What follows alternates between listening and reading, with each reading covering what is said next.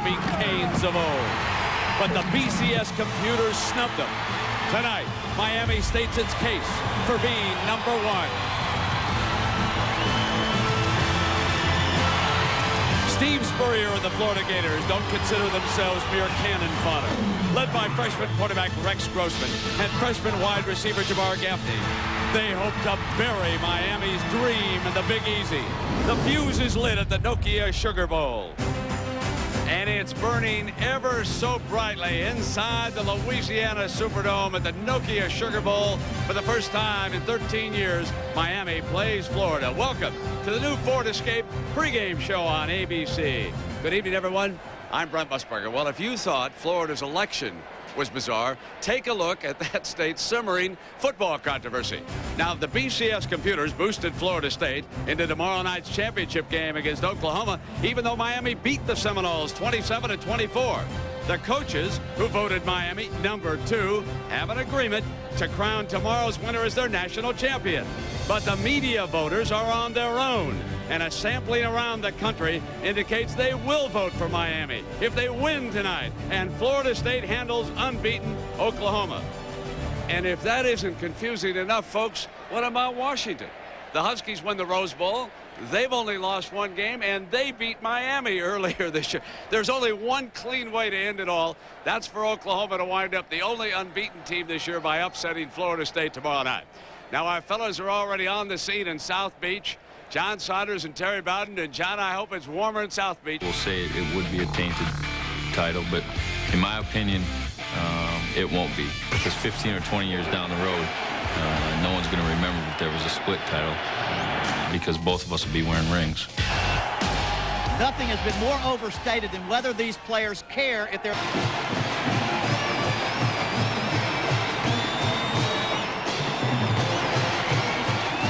Welcome back, everybody, with my partner, Gary Danielson. Gary, let's start with Miami. What about their weapons?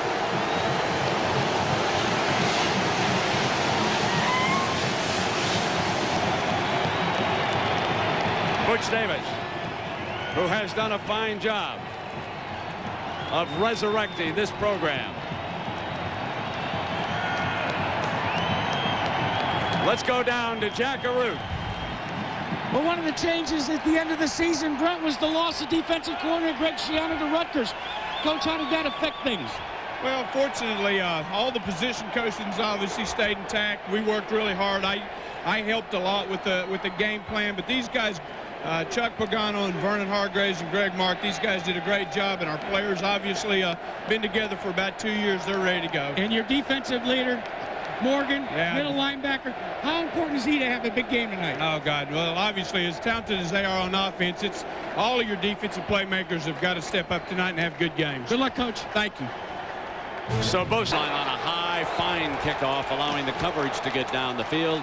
And now, redshirt freshman Rex Grossman leads the Gators out onto the field. This is a young man who lit up Auburn in the SEC title game in Atlanta with 4 touchdown passes. He's from Bloomington South High School in Indiana. They won a state championship there. And after that performance against Auburn, he was voted the MVP. And he now brings the Gators up to the line for their first down. Ernest Graham, the ringleader. The Gators will try to mix it up, but you know Steve Spurrier. You've got to get long and get there as soon as he can. Grossman looking deep. Comes down the near side. He's got Gaffney open. Gaffney incomplete, out of bounds. Out of bounds on the reception. It was close, folks. Gaffney shaking his head like he thought he had it. A double move on the first play of the game. Gaffney, the playmakers, going right at it, right at Rump. Play action pass. Here's the end of the play. Beautiful throw, and just the right foot lands out of bounds. It's going to be second down and 10. Big 12 officiating crew. They were all over it.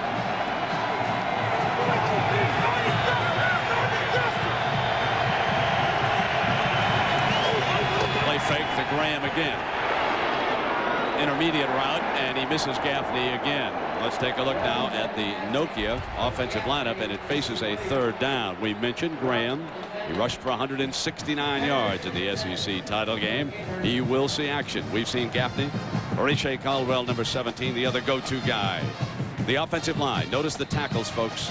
Mike Pearson and Kenyatta Walker. Outstanding. They protect Grossman from both sides. Kenyatta may leave school early, wind up in the NFL. That would be a big loss for Coach Spurrier, who cannot believe that he didn't hit that first down play. He now faces a 3rd and 10.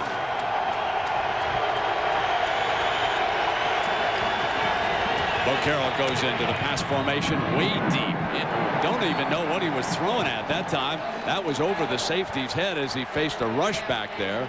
And now Grossman is a little bit gimpy. He appears to be okay now as he trots off to the side, probably more embarrassed than anything. Well, Brent, he was knocked down on his first 2 throws, and if I thought there was one matchup that favored Florida in this game, the biggest one would have been their offensive line against Miami's defensive line. So far, Miami has knocked him down twice in this game and forced both bad throws. Santana Moss would dearly love to haul back punt number 5 for a touchdown. That's right, he's returned 4 already. Allen Ryan knows he's up against a dangerous one here. So the Canes looking to jump early. Deep off the right. They try to seal Santana up on the sideline, try to get an extra defender. He spins away. Here he comes, folks. 45. He's a magic man. Out of bounds at the Gators' 41-yard line. Woo.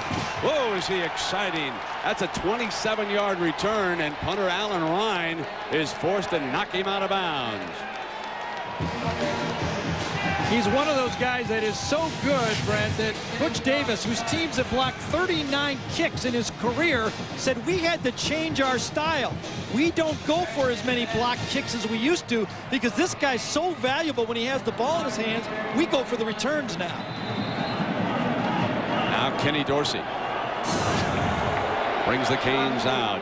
They'll work with half a field. Good opportunity to strike quickly. Dorsey dumps incomplete. Reggie Wayne, the intended receiver, he objects to being pushed after the pass. Now let's check in with Jack Arute. Jack, was Grossman shaken up down there? Yeah, Brent, when he came off to the sidelines, he was favoring his right ankle. In fact, he was limping on it just a bit.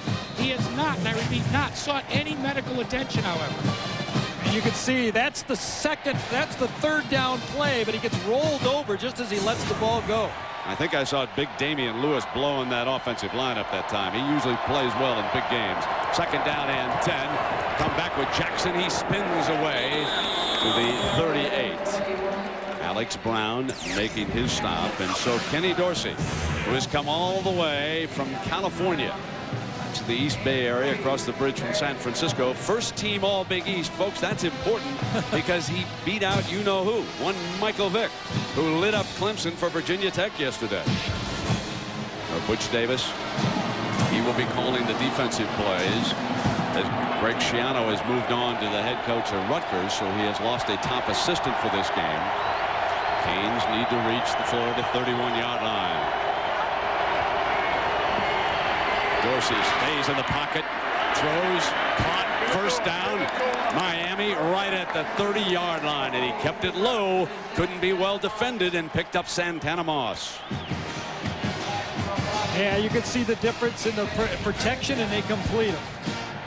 And here is the Nokia Miami lineup with James Jackson there behind the freshman DJ Williams. The offensive line, again, 2 more outstanding tackles, Bryant McKinney and Joaquin Gonzalez. We have got 4 just simply superb offensive tackles in this football game. Now on the first down, Dorsey, incomplete. Now defensively for the Gators here tonight. This the defensive line. Buck Gurley shaking off that injury. He'll play. Gerald Warren is probably the best of that inside group. Travis Carroll, the transfer from Alabama. You'll have to watch the run against Miami. Miami, a very balanced team, and it's Lito Shepard and Robert Cromartie who need to tune it up on the corners. They were torched up in Tallahassee, and Alex Brown, one of the ringleaders, gets down and ready to go now with Clinton Portis in on 2nd down. Dorsey going to fire out of bounds. downs. He wanted Santana Moss, but there was superb coverage by Cromartie, the junior from East Point, Georgia. Number 25 was there, has his hands full every time he goes with him, Gary. Story of the football game so far is these quarterbacks don't have time to set their feet. Makes it easy to cover these guys. Speed guys. Nice job putting that little butt into him right there, but the ball was clearly out of bounds, and that's because so far the pass rush from both teams are dominating the quarterbacks. And that's why we've got these stats. Dorsey's 1 of 4. Grossman was 0 of 3. And Brent, I got to say that surprises me. These two offensive lines I thought would be able to handle the pass rush. Using dime coverage here, 6 defensive backs for Florida, and a timeout by Dorsey. He'll go over to the sideline. This series, Florida leads by only 1 game, and folks, 19 of them have been decided by a touchdown or less. So a rivalry renewed. And now Miami with a 3rd and 10. They need to reach the 20-yard line for a first down here in the opening quarter. Shotgun from Dorsey. Throw underneath it, and Dorsey goes down, incomplete to Santana. And the story of this game is the pressure, the heat being brought, and number 13, who's playing with a little bit of a black eye, has got vengeance on his mind, folks. He was the one casualty that we know of in that Bourbon Street brawl last Wednesday night. Somebody apparently came over the top and decked Big Alex as a rumble unfolded over there. Well, he almost gave Bryant McKinney, the great left tackle for Miami, a black eye, his first sack ever. 47-yard field goal attempt. No good. So Todd Severs misses the 47-yarder. Neither team can strike on their first possession, and the ball goes over to Florida. So far, Gary, this game has been dominated by both defensive lines. Yeah, and I'm surprised Miami, a running team, predominantly a running team, they've only run the ball 1 time in the game. Florida has not rushed the ball yet. Both teams need to slow that defensive pass rush with a little bit of a run game here. Grossman leads the Gators back.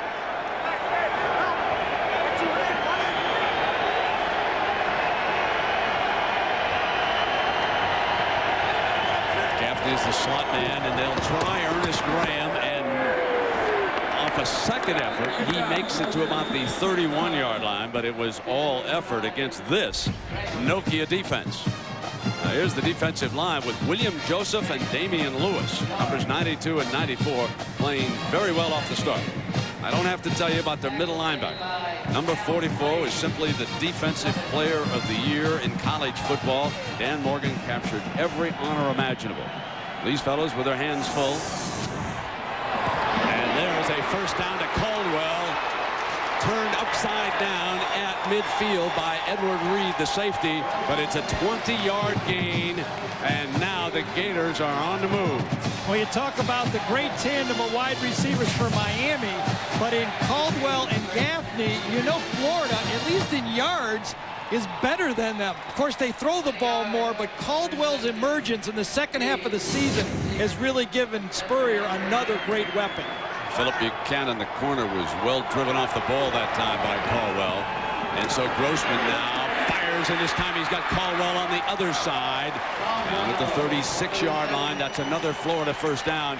13 more yards, and number 17 stands up for Grossman. Well, we take a look at what Dell Game Solutions when Florida has the ball. Steve will probe and then look for precision. You see he's found something already in the curl pass.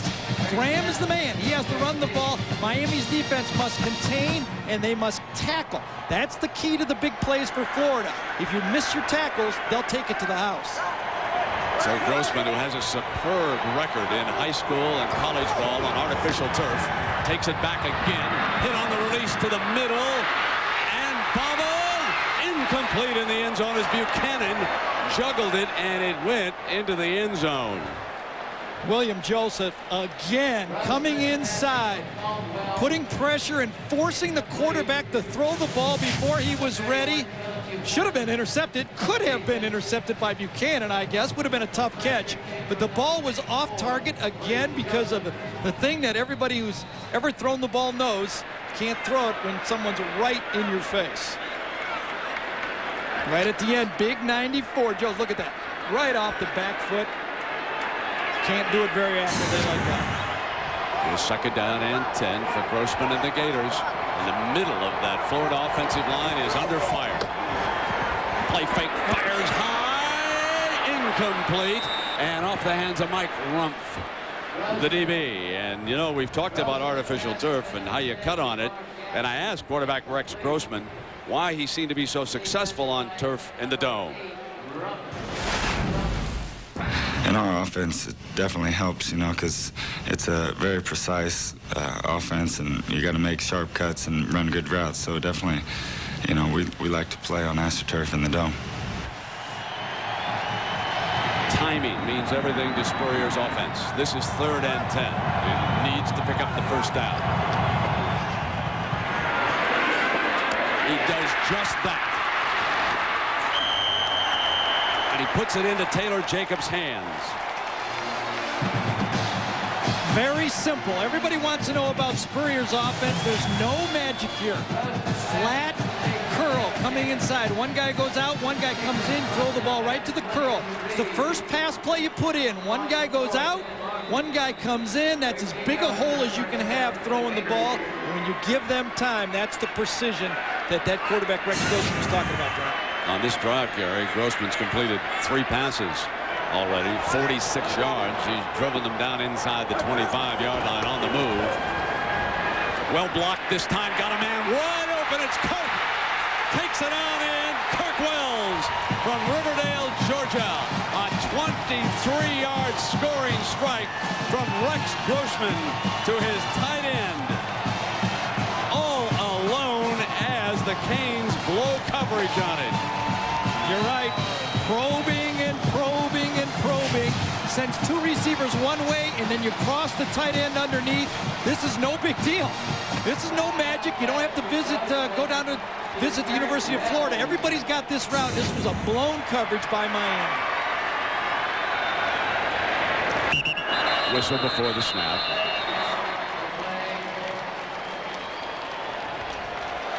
So that was a very impressive 70-yard drive by the head ball coach over there, Mr. Steve Spurrier, and Rex Grossman. And Al Dowden takes charge here, and there's Steve going right to work with Rex already. Yeah, he says he's learning. That's what he always says. He's learning. How's Rex doing, Coach? He's learning. He's learning. That's about as good as he'll go for him. But he did say in that SEC championship he was spectacular throwing the football. Gary, this is the 3rd time that's a snap. Offside on the defense. After this is a go. Try again. I would assume they just go ahead and kick it. Ordinarily, that would help you if you need it. Defense, let them cross like that. So Jeff Chandler adds the extra point. And Florida strikes first on this one to Kirk Wells, the tight end. Simply nobody there. 7-0. Florida leads it. Alley here with Andre Johnson and Darrell Jones back deep. Jones will come out. Busts into an opening. Forced out of bounds at the 37-yard line. And it was Ratliff who got him out of bounds. And a reminder that Wednesday, January 10th, on a brand new Drew Carey show. It looks like it's the last, that's one of the last calls, folks. They extend them for you, Brad. You know that. First down at 10 for Miami. Down a touchdown. Come back with Jackson and see if they can run, and they've got a little something going on first down. Yeah, only the 2nd time this game that they've run the ball, and they need to do that. Let's look at the Dell Game Solutions now. For when Miami has the ball, they need to pound the ball. They got a great offensive line for Miami.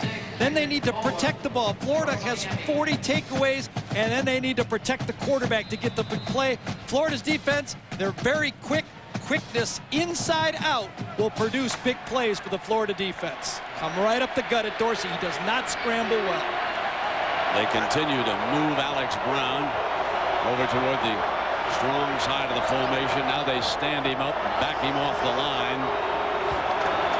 Dorsey on a short drop. Beautiful to Santana Moss. Santana stays on his feet to the 39-yard line for 18. He's a little fella, but he's strong. Yeah, well, you got a guy like that, Santana Moss. You got a quarterback that checks off to an easy slant here, and look at him. I like him because, yes, he is very fast, but he doesn't give up on a play. He tries to finish it off with a big play. He just doesn't fall down. He gets extra yards. Brent, when you watch him practice, he's like a coach on the field with his teammates. A wonderful player. First down at the Gator 39, and Dorsey going to throw it again. Snaps it off to Reggie Wayne. A penalty flag. Wayne has enough for the first down pending the outcome of this penalty. Lito Shepard is the defensive back. And there's the difference. There's the physical wide receiver in Wayne, who's just all over Shepard, who he says, listen, you might not be as fast as you, Lito, but I'm going to take you right up the field and just physically back, and in a timing route, Dorsey puts it right there. There was a 12-yard gain on this pass. Yeah, they'll decline that penalty. Holding on the defense. Penalty is declined. First down.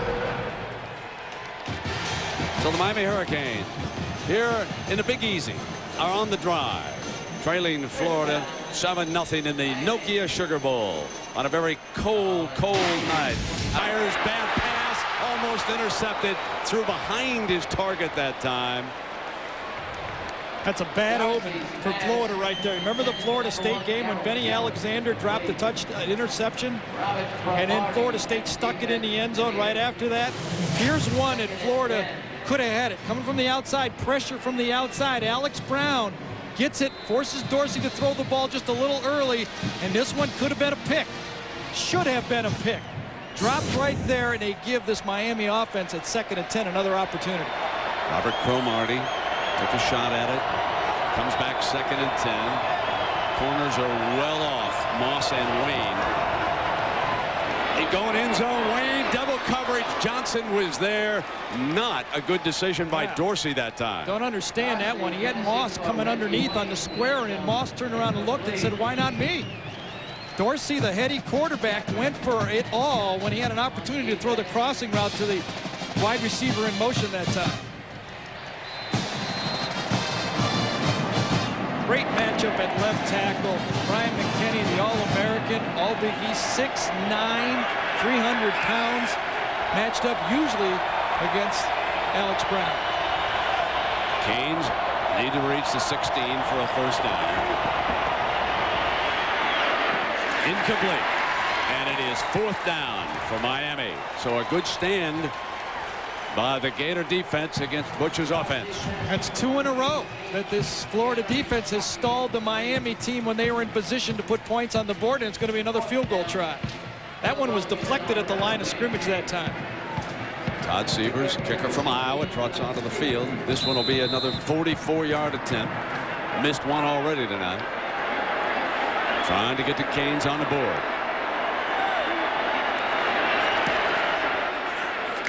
Looking good. He's got this one. So Miami kicks a field goal. And they cut into Florida's early lead.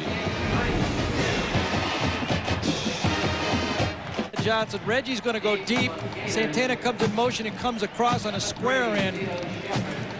Dorsey does not find the free safety. You can't throw the ball there. That's a sure interception. The ball should have come out into this area right here where he had a possibility of hitting Moss, just clearing the linebacker. Dorsey very fortunate to get away with not getting that ball picked off. 12 plays, Garrett. They've already thrown it 10 times. Incredible, isn't it? Had 22 plays here and only 3 runs in the football game. Sievers drills it, and Shepard will take a knee. It'll come out on the 20-yard line. Well, Grossman has been under fierce rush here tonight. He really has, and I really got to give it to Miami's defensive line. But what I like about Grossman is he's getting rid of the ball. He's not taking sacks, and it ended up paying off later when he got the tight end and the touchdown pass. You get a sack, it really turns that down and distance against you. A good job by a young quarterback to get rid of the ball under pressure. See, 4 for 9 to me means nothing because he's had to throw the ball away a couple times right there. There's our whacked and sacked. Slot formation to the right. Press coverage by Miami, and Ernest Graham will try to get the running game going. A powerful young man from Fort Myers to the 26-yard line. Edward Reed and Danny Morgan in on the stop. We check in with Jack. And Brent, that hurrying that the defense for Miami is doing on Rex Grossman, and more importantly, the thrashing after the throw, is exactly what Butch Davis talked to his defense about when they were on the sidelines the last time. He said, fellas, keep getting after Grossman. Keep putting him on the dirt. He said it'll pay us dividends in the second half. Yep. Second down and 3 now. Damian Lewis trying to get off, and he does beautifully. I want to tell you something, ladies and gentlemen. Number 92 is a big-time defensive lineman. We've been talking, Gary, for the last few weeks that this Miami defensive line is not as good as it once was. But I'm going to tell you, number 92 can play with those. He does. He just kind of runs around the block right here. I don't think Florida, the middle of Florida's offensive line, is the strength of their football team. It's more their tackles. That time, David Jorgensen trying to block back the center, ran right through it, did Big Lewis. We had last call with Cortez Kennedy last night, and he could have done that any better. Third down, one of many of the fellows from both teams here tonight. Right at the mark. This is going to depend entirely on the spot. The pass to Caldwell, and I think he's going to give him the first down. He did. Heady play that time because Miami knew the down and distance, tried to come up and take away the short pass. Buchanan did.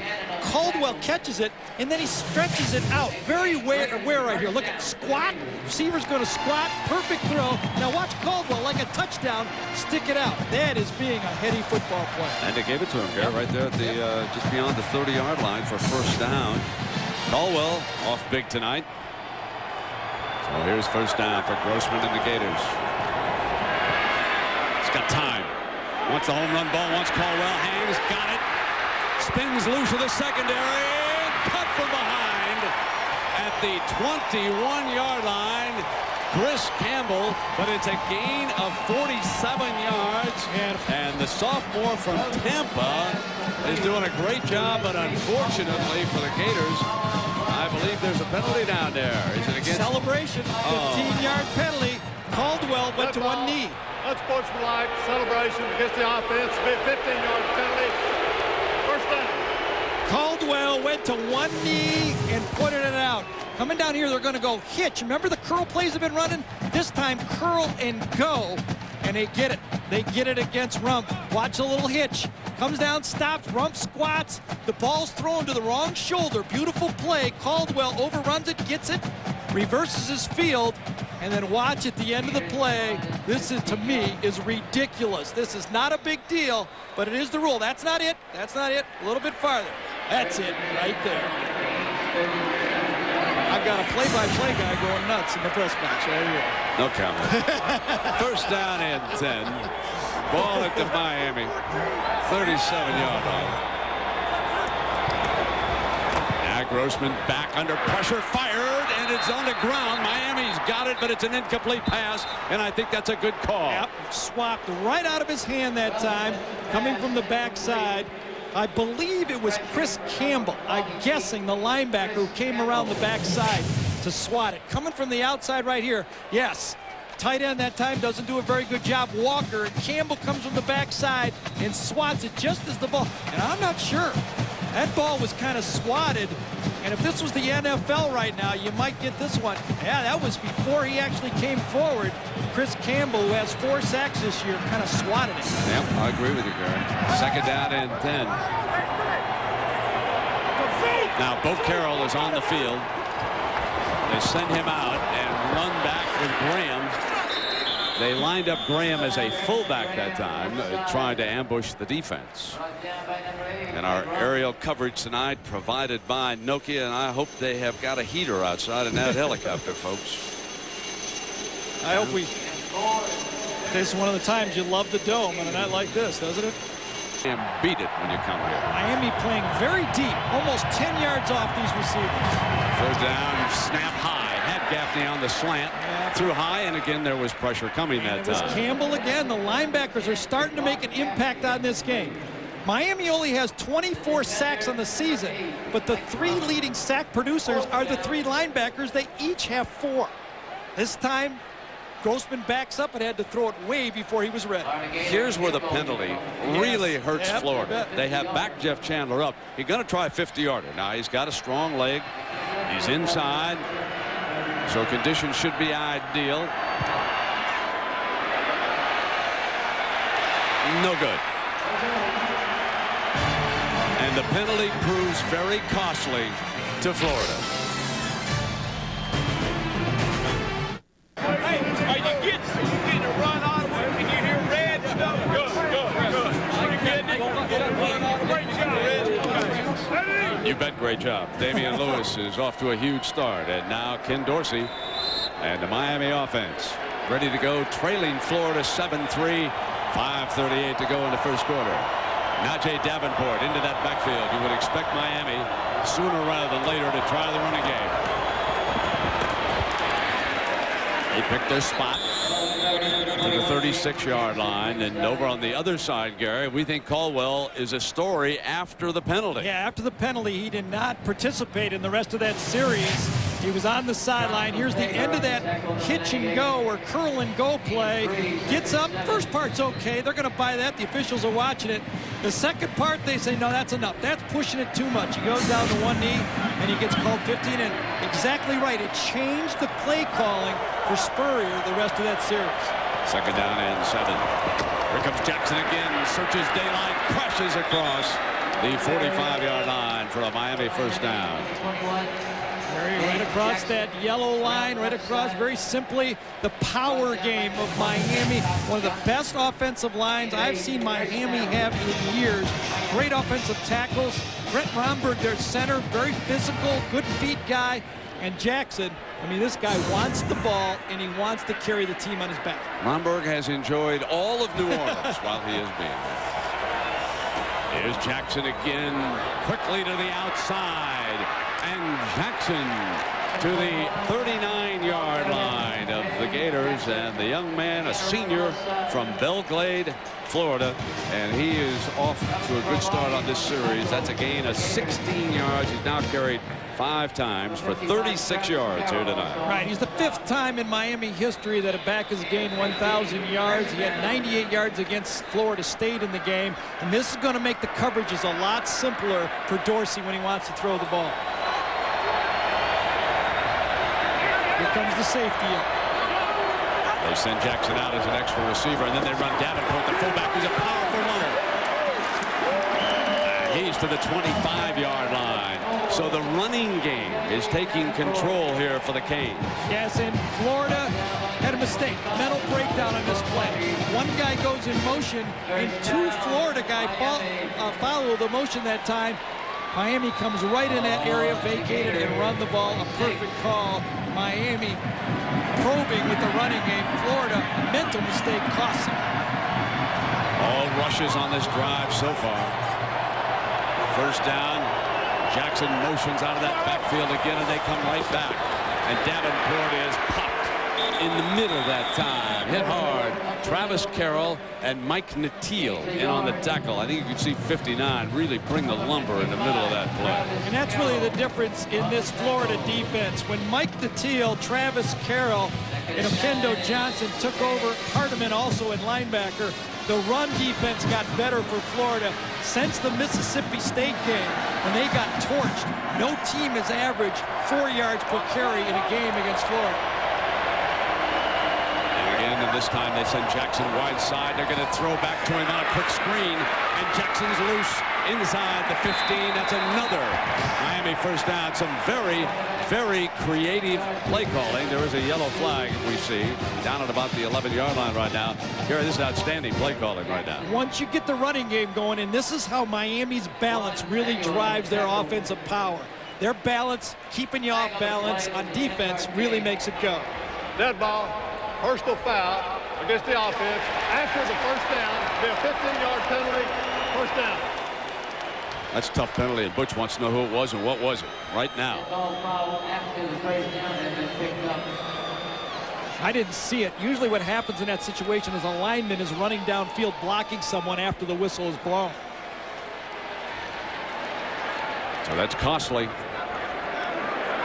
It brings the ball all the way back to the 30-yard line.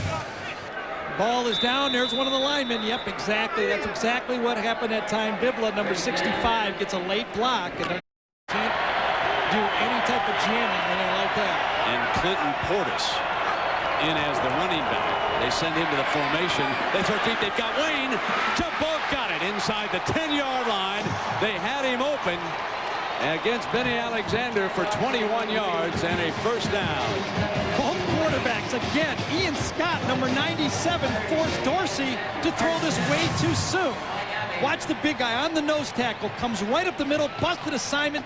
Dorsey has to let it go to avoid the sack, and he trusts his big receiver can go up and get that ball against Alexander. Ball was thrown about 15 yards short. Defensive lines are dominating the football game so far. First and goal. Here comes Jackson back on the field, and he is stopped by Warren.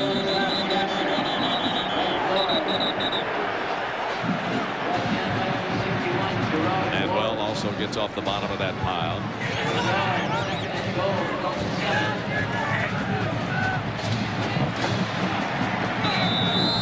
Jackson eyeing that clock, checking the situation, looking at replays that show up there. You see so many of these fellas, collegiate, the NFL level, always looking up there, replays.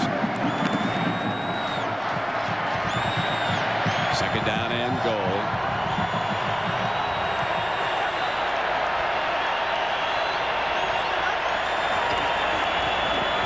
And they run Jackson. Well defended that time by Lito Shepard, a young defensive back, and going to be a real good one. Just come up, just delivered the pop. That's what's so tough against Florida. When you talk about what a defense, what team speed means, it means it's hard to get and run around the corner. When you try to stretch this defense out, everybody runs from the inside. You got linebackers filling inside, forcing that back, no move to cut back, and letting your DBs come up. This time it was Shepard and take their feet out from under. Third down. Here's your two guys right here, same side. They send Wayne out, a bit of a slot receiver. They can cross him over there. Manuel goes out, and then they bring Santana inside. But Dorsey looks back the other way, and he's got his tight end, Jeremy Shockey, who caught the game winner against Florida State, scores here to put the Canes ahead for the first time tonight.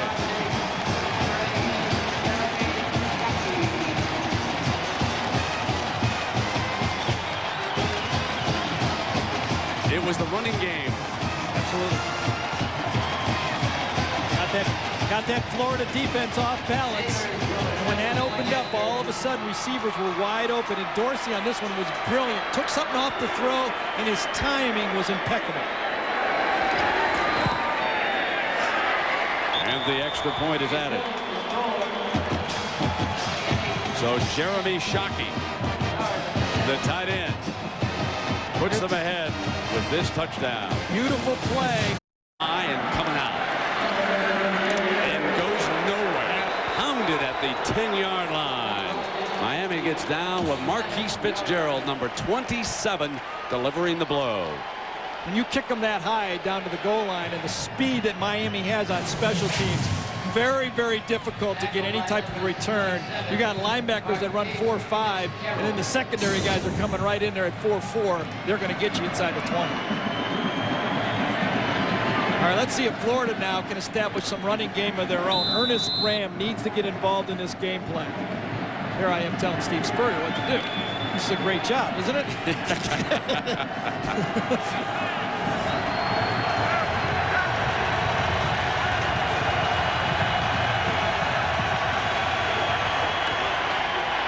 The ball coach doing what he likes to do best. Gary got his running back, but with the forward pass out to the 20-yard line. You bet. Checkdowns, checkdowns, checkdowns. That's what Steve believes in. That means when you fake to the back and it's not there, you can drop it off to the faking back and pick up big yards.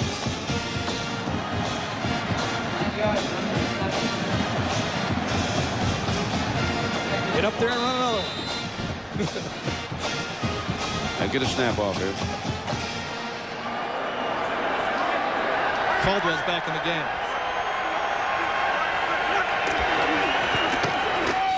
One for the first down. still short. Very close. And Morgan, number 44, the fierce warrior. As we come to the end of the first quarter at the Nokia Sugar Bowl, let's take a look at our Nokia action highlights. We had got dropped Gaffney as Blades came over to defend it at the 40-yard line, and Jabbar Gaffney knows that he let one get away. Absolutely. Complete it right where you want to complete the crossing route, right between the hashes, and Grossman has learned quickly, but what you like about him is the way he throws and timing. Steve says he's a playmaker. That means he sees things happening before, just a little before they do. He's learning every day, but this is what separates all great quarterbacks. Got that little swagger that you can't teach. Here's Steve's little formation. I saw Miami practice against it. They're ready. They only have 2 guys up here, though, to defend 3. And Grossman hits the wide receiver, Alex Willis, for the first down on the formation for 13 yards. I don't know why. I saw Miami practice against this formation. It was in their package of trick plays, but they did not react to it well, and all of a sudden they just complete an easy slant play. You give Steve Spurrier 5 weeks to throw a game plan together for you, and I think he gets ready. I'm going to do it again. Here's one tackle down to the bottom. Walker, another tackle. Pearson up there. Look, he's in a receiver stance. I love it. The big guy to the top of the screen. Almost picked off as Lito Shepard on the field as a wide receiver, and Edward Reed, who has 8 interceptions. The field, and when you lose your defensive coordinator, you need somebody like that to take over between he and Morgan. They've got 2 great ones. Oh yeah, that's the end of the trick play. Second down and 10. Carroll motions out of the backfield. Grossman middle, high, incomplete. Well, you know, Danny Werfel had a great night here once for the Florida Gators. Won a national championship. He's down below with Jeff. And Brandy's a Heisman Trophy winner as well. And, of course, we're talking about Danny Werfel, who led these Florida. Danny just arrived in town today, having arrived with the family from Green Bay. And there's a flag. The linesman over there on the side will lean him 10-7. Grossman looking deep, has time, picked off at the 45, incomplete. They rule it incomplete. It was a nice effort by James Lewis, and for a moment I thought James might have had it over there on the far side. He could have. Gaffney kind of hung out Grossman that time. Grossman thought he was going to come inside on a curl route, and Gaffney doesn't come inside. He tries to go outside on the ball. That's big miscommunication. You see the ball just hits the turf, and again, Florida very fortunate to be able to punt the ball here. Santana Moss back deep again. Alan Ryan, the senior punter for the Gators.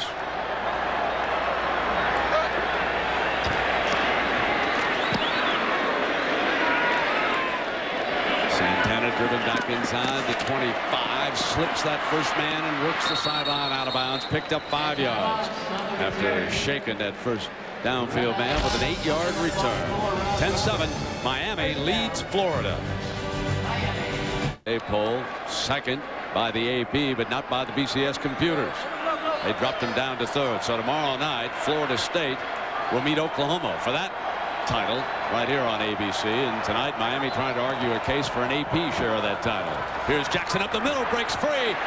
Fine 12-yard run by Jackson before Todd Johnson, the safety, brings it down. And Miami has discovered something with the running game here tonight. Absolutely. You know, started off the game probing outside, but these big guys inside, LaFair, Romberg, Bibla, Gonzalez, McKinney, these guys are taking that Florida defensive line and say, all right, you want to rush our passer?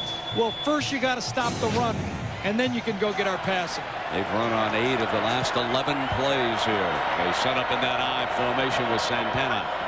Coming in motion, and they'll come right on back with Jackson.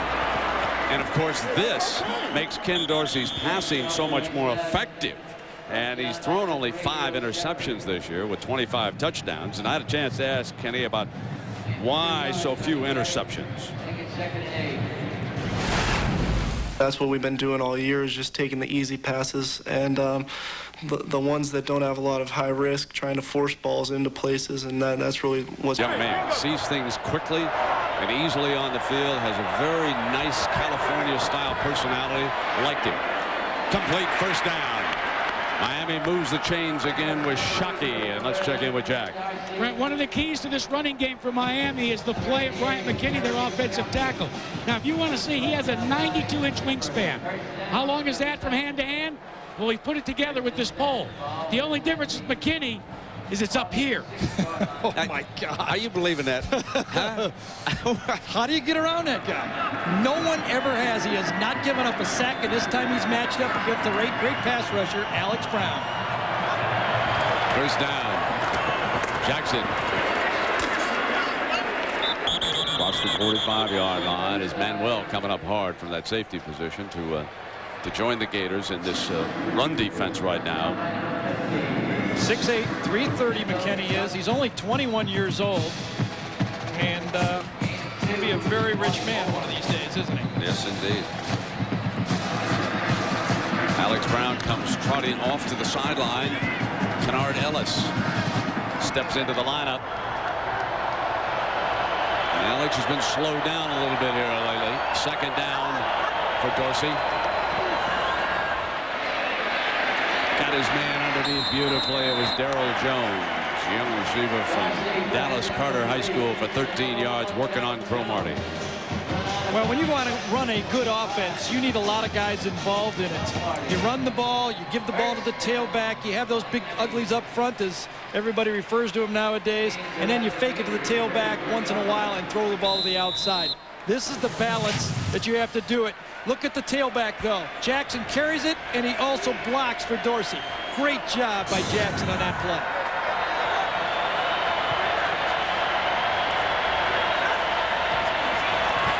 Jackson behind Davenport. Got the corner, and a penalty flag is thrown by the referee.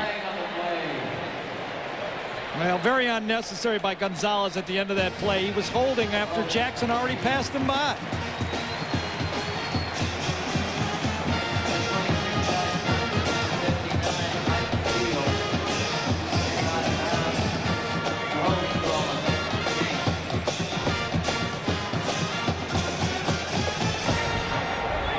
Holding on the out.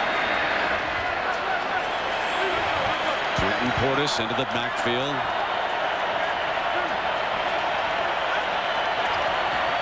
Play fake by Dorsey, and it's a good one. Got Santana Miles crossing one of his favorite patterns. Out of bounds inside the 15-yard line. A beautiful play fake that time by Kenny Dorsey. Allowed Santana to break wide open, a 32-yard gain. What's Florida doing? It's first and long. Same play. They're going to send one guy deep and Santana on the crossing route behind. But why are these linebackers biting? First and 25, easy pass read. Look at Moss, wide open. That's as easy as you can get. Pitch and catch. You don't have to even be really good to throw that pass. Gary, that was just a beautiful play fake. You saw those two backers bite on it. They went looking at it up here. He sold it beautifully that time. First down now for Miami. John Hope will not be happy about that. First and 25. Portis out of the 12-yard line, and Warren making the stop. Of all the Florida defensive linemen, don't be surprised if number 61, Warren, doesn't go on to have the best career in the NFL. One of those inside fellas, and like Cortez and I were talking last, that's the one position it's so hard to find quality players around the NFL. You talk to folks, defensive coordinators and player personnel directors, they're always looking for those defensive tackles. Second down now, fake by Dorsey, fires to the end zone, deflected by Manuel. Number 4 flicked it away, and not in here, not this time. Really just a two-man route this time. Tight end goes out, and Dorsey tries to time it in there.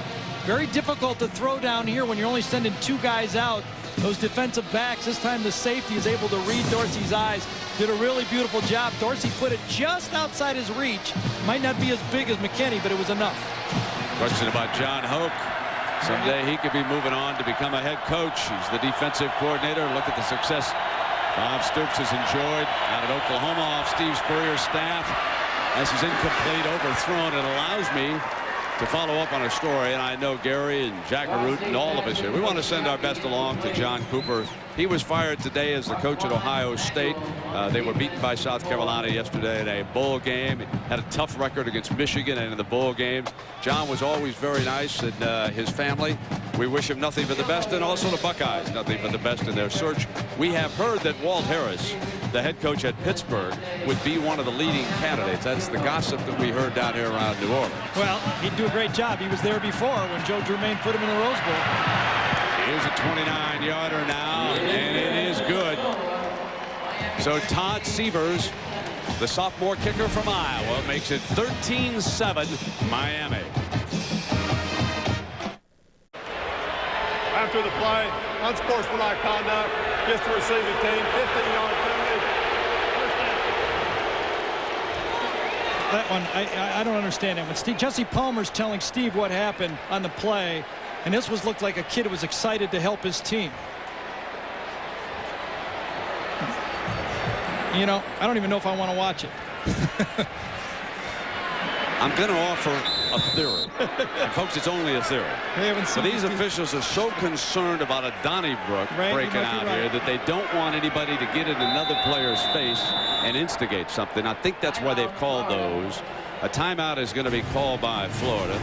I'm just guessing. 10:33 to go, and Miami leads it 13-7 to win the Sugar Bowl MVP. Danny, and last year Peter Warwick won it, but who was the last defensive player? Take a look at this, folks. This is why we think the celebration penalty was called on a little shake and bake. A little shaking right there. That's allowed on Bourbon Street, but not here. Ratliff just a little pushing the envelope just a little bit too much, and he got flagged for 15 yards. 1st and 10.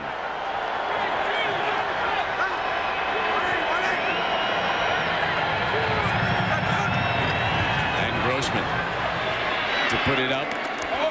Could have been a flag thrown on that as the catch is made, and that is the first of the night by Jabbar Gaffney, and he was covered by Leonard Myers. That's a 13-yard gain, reception number 1 for number 10 tonight. Incidentally, the timeout was called by Florida because they had only 10 players on the field. You're right, and I think what we saw during the timeout of Steve Spurrier talking to Gaffney, he said, listen, I'm going to get you the ball. You've got to help this team win. We need you, Jabbar. Catch some balls for us to beat this Miami team. Here's Graham, end around. It's Caldwell. Lewis tries to blow it up, slows it up. Not much doing that time as Blades and Mike Rumpf are there on the stop. Well, Caldwell was one of the great high school athletes that come out of Florida in a long time. Quarterback, great basketball player. But you'd have been a magician to get out of this one because Miami said nothing is going to happen on this reverse. Steve brought the whole playbook. The Gators with 166 yards and Miami with 202 here in the first half. And Spurrier probing to try and get something going, and there's another penalty. Yep. Aaron Walker just flinched just enough to get 5 more yards. You know who's been... Let's take a look at how we compare Winky and Heupel. Both have completed over 60%. Winky close to shame. 3rd down. Grossman takes off. Stopped at the 42-yard line, well short of the first down marker. Probably going to force a punt here as James Lewis comes up on the stop. And that was all coverage that time. That Miami defensive secondary that is so good. Remember, 3 of them were first-team All-Big East defensive backs. They all returned from a year ago. The other guy was second-team All-Big East. And they, that time, were in the proper spots to read that pattern. We saw Chris Winky, and this secondary shut him down completely in the first half in that game down in Miami. It wasn't until the second half that Winky started to move the Knowles against the Miami defense. Only 2 for over 400. You're right. Santana inside the 15. Looking to go wide. Needs a block. Penalty flag is thrown. And he might have got an illegal kind of block.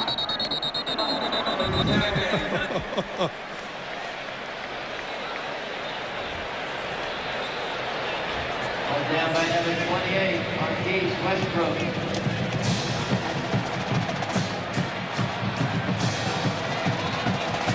Yep. Well, we've had enough yellow here lately. So it's 13-7. Miami with lead at the Nokia Sugar Bowl as we take a timeout with 7:38 left in the first half. So the Crimson Tide, the last defensive player to win the MVP. I remember that one. That was some goal line stand. It was. Right here, Sugar Bowl, Barry Krause. Look at the difference right here. We talked about it early, but now Miami has found the running game, and what a difference it's made to Ken Dorsey. Getting more and more even. Coming out from the 6-yard line. Play fake and thrown from the end zone. Got one-on-one and incomplete. Reggie slipped and wanted a penalty flag. And let's take you back to that night in 1979. It was one of the great goal line stands in Sugar Bowl history. Here comes Matt Gooman. And Krause is there. Take a look from behind at this great photograph of number 77 as Gooman was up over the top. He denied the Nittany Lions a game winner. What a fierce contest that was. Second down and 10. That's got to make some of those Bama and Penn State fans a little uneasy. Why look at a picture of that? Neither one of them, you know. And saying 79. You know what I'm saying? Yeah, exactly. Okay. From the end zone again, and it's going to be deep middle. He overthrew. Johnson up with it. Incomplete. Reggie Wayne at the end of the play was more a defensive back than a wide receiver. Otherwise, Johnson had had a pick at midfield. You know, Brent, you called it overthrown, and I didn't first think it was overthrown also, but you can see the speed of Reggie Wayne come back and make this play. But the safety is set right in the middle of the field. There's Todd Johnson. This is just a big-time mistake by a quarterback that makes a living not making mistakes like that. He's been off going deep middle twice. Once in the end zone and now this one, Gary. That's very unusual for a quarterback of Dorsey's reputation to do that twice in this game. The Gators want to stop him right here and force a punt from out of the end zone. Third down and 10. Miami to run and pick their way, and Jackson short of the first down.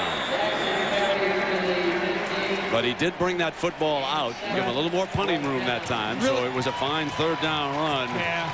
Well, I thought it was a really bad series play calling for Miami that time. On first down, they went for the post corner, got nothing. Second down, they went for it all, got nothing. And then on third down, they were forced to try to pick up a few yards to punt it. And they're going to give Florida now the ball around the 50-yard line.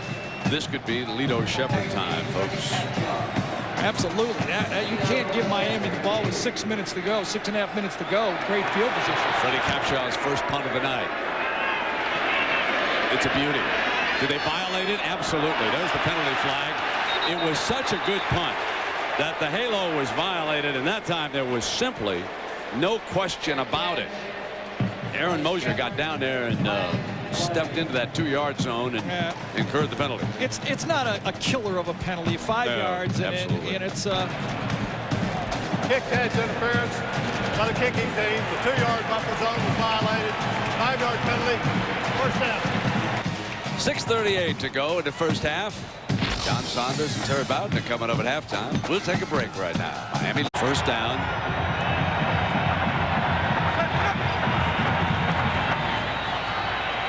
Grossman, middle, got Gaffney at the midfield stripe and got him for a first down.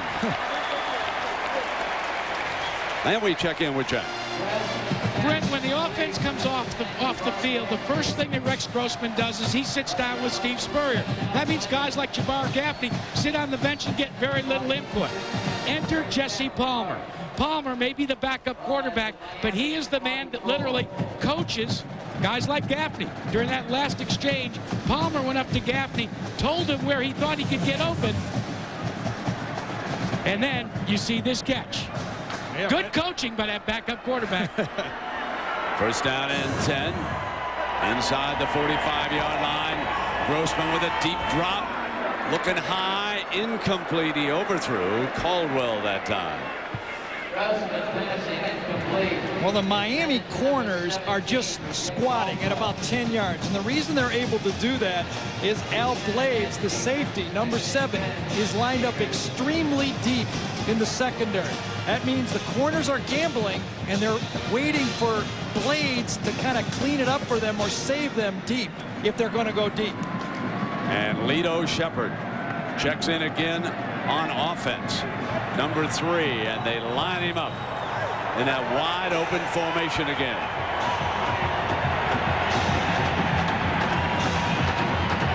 Grossman pump fake, looking hit on the release by Morgan, almost intercepted by Blades as a result, and it was Morgan pouring in on Grossman. Boy, does that guy have some closing speed? Like a Stephen Boyd in Boston College or a Zach Thomas down there in Texas Tech.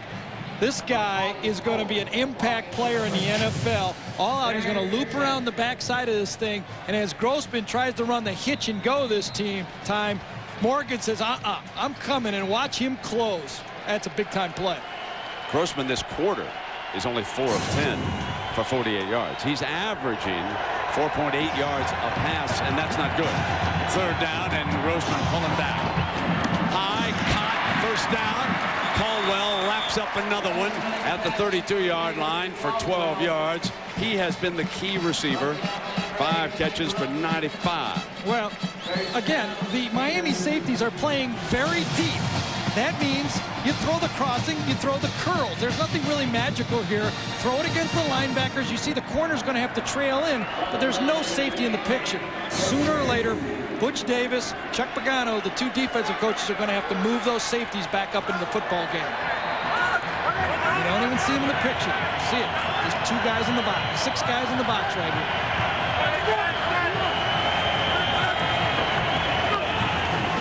And here comes Graham, and Morgan is there to meet him fiercely at the 35-yard line. The defensive player of the year, captured every award imaginable this year on the defensive side of the ball. Watch him step up into this hole. Yeah, big-time player, and one of the reasons he does it is he knows what's going on that play. So we talked about the Butkus, the Bednarik, and the Nagurski. First-team All-American, the Big East Defensive Player of the Year. Make him all of college football the Defensive Player of the Year. No one's ever won all 3 of those like that before. Second down and 12. And safety this time. Little blitz, and Grossman knows it. I don't think so. Ran a very similar play that they scored the touchdown on, but this time Miami's dropped in the zone and didn't give it. Both receivers come inside and then curl back out. Watch the tight end cross underneath. When Gaffney comes back out, nobody there. There's not open.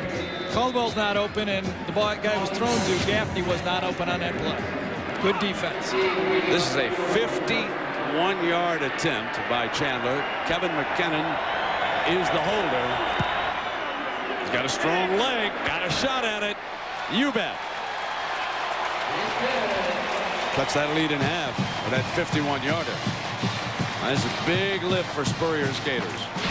13-10, Miami leads it. Minutes to go here. I suspect this is where he feels most comfortable. Remember that great drive at the end of the Florida State game. DJ Williams back in the game as the fullback, the highly touted freshman from California. Blocking, Jackson cuts away. Crosses the 20-yard line. They go to work on the clock here with 4 minutes left. And Travis Carroll, the junior linebacker who transferred from Alabama into Gainesville, makes a stop. Well, Travis Carroll is the definite difference in this Gator defense. They had problems at middle linebacker when they lost Andre Davis to an injury early in the year. They went with a lot of young guys, but when Carroll got over that knee injury and was able to play, he had a little bit of a suspension during the year. If he can be a little bit suspended, he was. When he came in there and played well, they played well on defense. Dorsey flashes underneath to the fullback, and Williams, who's an outstanding receiver, picks up the first down as he flashes out of the formation. And there's a young man for the future. Freshman from Concord, California. He has not had a negative yard this year as a freshman running back. Still learning, just fair on blitz control, they told us. He is. You watch him in practice. He's got all the tools. I mean, Alonzo Highsmith kind of set the bar around here at fullback, but this guy has more talent with the ball than Alonzo. Let's see if he can block like Alonzo Highsmith used to block. There's that draw play, and Clinton Portis into the game. Picks up about a yard on the carry. It's interesting that DJ came in as a highly touted linebacker. He was the defensive player of the year in high school, and he went to the coaches and said, you know, I've seen the linebackers, and I think I'd like to be a fullback. And so the coaches took him up on it and said, let's do it. Really got to give it to this Florida defense. I mean, Miami is trying to run the ball. They run it now 16 times, but they only have 79 yards rushing. Florida has forced Miami to go play action pass and throw the ball. They're not giving them easy rush yards. 2nd down and 9. Dorsey drops it off to Portis, the running back, and well defended. Nothing doing that time. Lito Shepherd, number 3. Star now and certainly going to be burning brightly in the future for the Gators. You know, Lito, he made the tackle, and you got to admire him, the size he is. But when you watch Travis Carroll, the middle linebacker, number 55, there's no cutback on the play. The middle linebacker runs it down, and that's that speed of that Florida defense. Look at that. There's no cutback lane. Force it right to the corner, and that's what a running speed defense. We talked about it in the open, Brett. That's what Florida's game is. They run on defense. Portis is down, shaken up on the play. Morgan, middle linebacker, reads it very quickly. Very tough to block. This guy's got strong legs, will not fall down a lot. You won't see him on the ground. But should Miami stop him here with good down and distance, I think they use a timeout after this play. 23 points, Mr. Danielson. 23 in the first half. We expected 30-some at least. Yeah, there's still time. Here's Graham on a running play. Final minute and a half, and he finds lots of daylight. Oh, breaks free, crosses midfield, and now the Gators have got 26 seconds to work with. Morgan chasing him down, 41-yard run, and that changes things here for the final 26 seconds.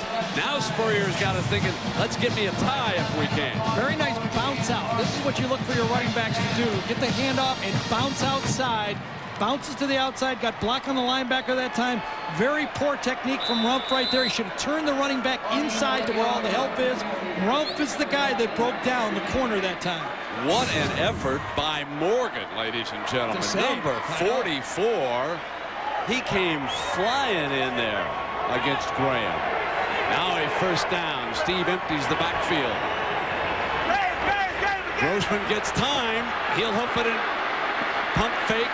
Now fires it, and he's got Caldwell. The seconds ticking away, and they can stop it. With 13 seconds left, they stop it on the first down with a 15-yard gain, and now Chandler and the Gators are looking at a tie. But before that, Spurrier's got a chance to strike it toward the end zone. But he really defend the goal line here. And Grossman, pump fake, strikes to the end zone, intercepted. Picked off by the Canes, who survived the threat on the Leonard Myers interception as the first half comes to an end. The timeout killed him. It forced the throw into the end zone. Miami played it perfectly. So each in Miami, John Saunders and Terry Bowden. John. Brent, thanks a lot. And Terry, clearly. Joe Will is through the Nokia phone. Each pass is worth $10,000, as you see Joe practicing yesterday. Tim Miller then has one throw to add a 0 to the total and win up to $1 million. If Joe makes 10 passes totaling $100,000, Tim will throw for $1 million. Even if Tim misses, he still pockets the total earned by Joe. Let's go down to Jackaroo.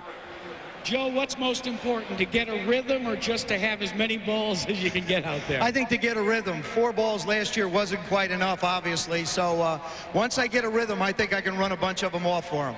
Well, good luck. Thanks, Jack. So here comes Joe Theismann, needing 10. We watched him yesterday. Watch how quickly now the center gets the ball to Joe, and he keeps it going, Gary. Oh, yeah. He's going to get in a rhythm here. He's got 45 seconds, 0 for 2. No chance of getting yanked. There's nobody else here. There's one. Uh-oh. Still plenty of time. Uh-oh. Uh-oh. We need a big guy. We need a receiver. There's 2. There we go. All right, he'll get a rhythm now. All right, now watch Joe. He's the clutch guy at the end of the game. There's 3. Still 10 big seconds. Yeah, there's Art Monk right over the middle, right there. 50,000. 60,000. Come on, Joe. Oh. Joe guaranteed 8. He guaranteed 8. There's 60,000. Means if we add a 0, One last one to miss it. it would be 600,000. Let's go to Jack. $60,000. Add the 0. That'll be 600,000. Looks like it was a little late getting your rhythm, though. A little bit late. I wish I'd have gotten the first 4 through. If I'd have done that, I'd have been fine. But last year we managed to get 500,000 for Bob. 600,000 would be a nice jump up for Tim. Tim Miller, you're a lefty now. Where are you going to set up? We're just going to set up just a little bit to the right of center. Let her rip. Good luck. Thanks. All right, Tim, make like Josh Heupel tomorrow night. It's left-hander for Oklahoma, partner, and just throw it right through there.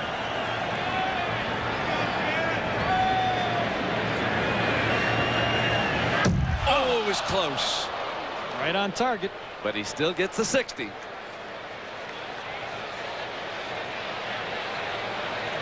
Thrown by Florida after they'd used their timeouts down in the end zone. Everything else is pretty even. Now, our AT&T player comparison here, Gary. We take a look at our two quarterbacks. And this is also pretty even. He's impressive. Here comes Jones out now for the Canes to the 22-yard line. And Jack, how about the injury report? Well, Portis is absolutely okay, just had his bell rung, but the news is not as good for James Jackson. Jackson had such a great running game going for the Miami Hurricanes, Brent. He has been taken to the Saints locker room to have his foot x-rayed. They suspect there may be a problem beyond a sprained foot. Yeah, that's too bad. So Jack will continue checking reports there, and that probably means Portis. And he's in there at that tailback spot. He'll have to carry the load now without Jackson. Davenport could switch from fullback to tailback if they need him. And a play fake, but it's Brown from behind with the game's first sack. Big number 13 came rumbling around from the left defensive end spot that time. He beat Gonzalez. He did not believe in the play fake at all that time. Brown was on go for the quarterback. He said, you're not running the ball on first down. Look, he got off before the snap right around the corner, and Gonzalez did not get his hands on him, and that's really a surprising sack against those two outstanding tackles for Miami, and that's very disheartening to this offense. 8-yard loss. Tough second down here for Dorsey and the Canes. And Portis will pick his way just out to the 17-yard line. It'll be now 3rd and long for Miami. You know, Gary, you made a very good point. Well, let's take a look at this on Snapshot of Alex Brown right here. 2-time Lombardi Trophy.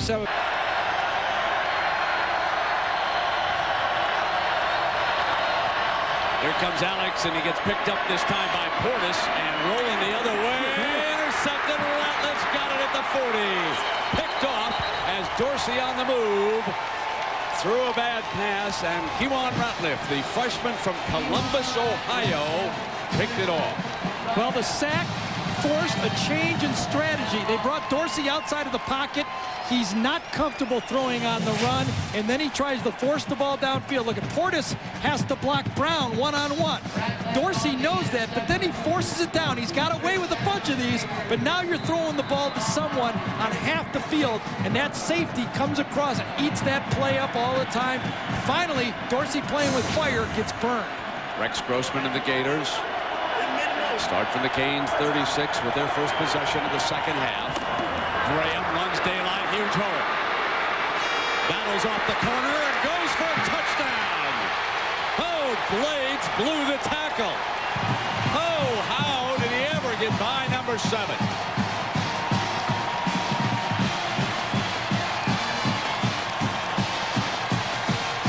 Big time run by Ernest Graham, the sophomore from Fort Myers.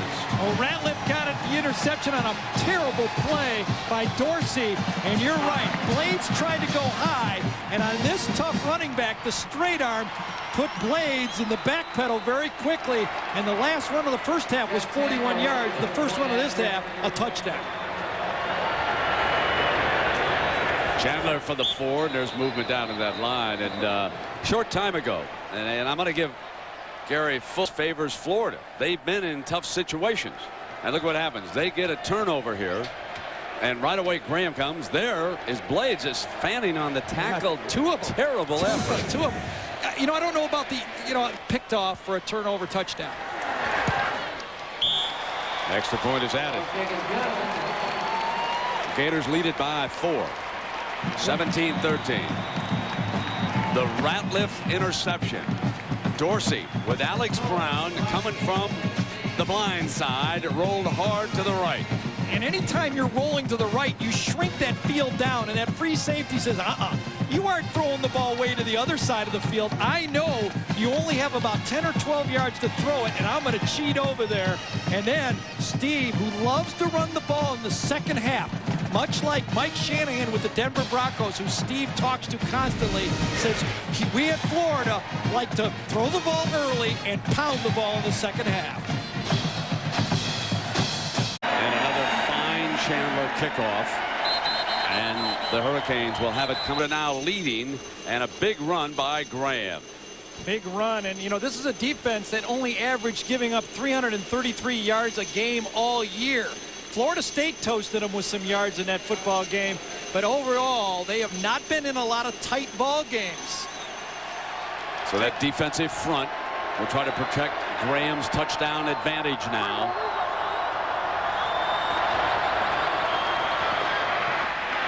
Williams, and they swarm all over him. Fine defensive line play, and the defensive line coach right here, Rod Broadway, and this is his last game with the Gators. He goes up to North Carolina to work with the Tar Heels. He'll work with a good friend of ours, John Bunting, who was an assistant coach right here with the New Orleans Saints, helped put the Jim Haslett show on the road, played for Dick Vermeil up with the Philadelphia Eagles, was on that championship staff a year ago. Jackson right now. So a fierce toll being taken down there on both sides. Dorsey under pressure, and it is complete. Jones trying to pick up the slack with Santana out, and he twists to the 34, a gain of 13. Alex Brown is unbelievable getting off the line of scrimmage right here. You don't have much time, and this is why the timing route like this. Get it back. Brown's going to come in there. Get rid of it, Dorsey.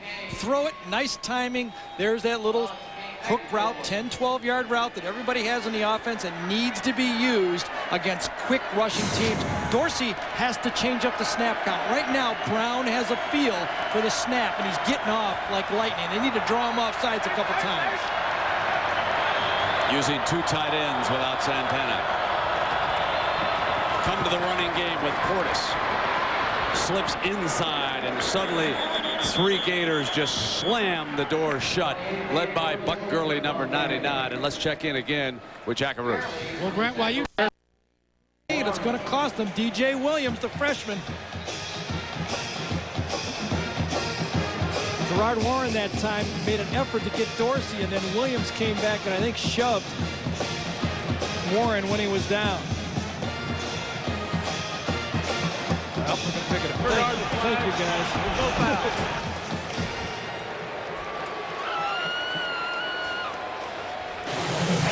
Look at the end of this play.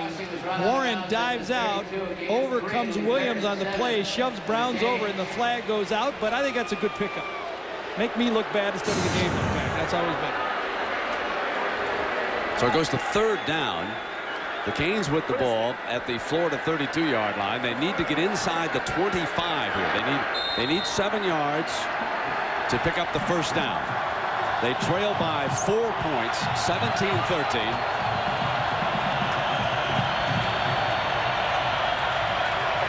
Gators show blitz, and they're coming on Dorsey. It's picked up, fired, got it. Nice reach back that time by Andre King, number 84, to pull it in for the first down. This is when it helps to be a big quarterback, tall, because look at the pressure inside that Dorsey's going to get, and he just kind of throws over it this time. Pressure there, throwing from the well, puts it right there, and a nice reach back. That is a big-time play, helping out the big pass from King that time. Good recognition by Portis, too, Gary. We saw him slip out. He saw the corner coming in. Davenport and Williams are the running backs. Big back attack, and it'll be Davenport behind Williams on a cut block on Manuel. Penalty flag is thrown.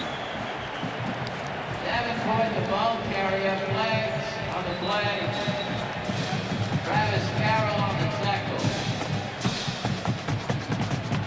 See, I'm not real dumb. I know now to be quiet until they give me the penalty. There you go. One interception's enough, that's all. Exactly.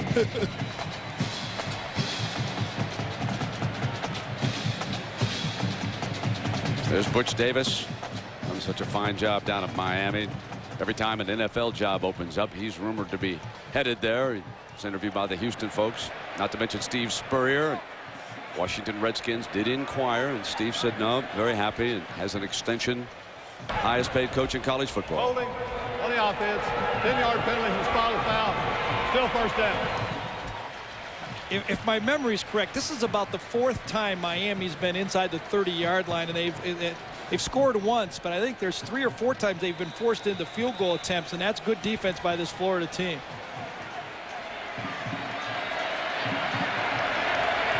So here comes the long first down now.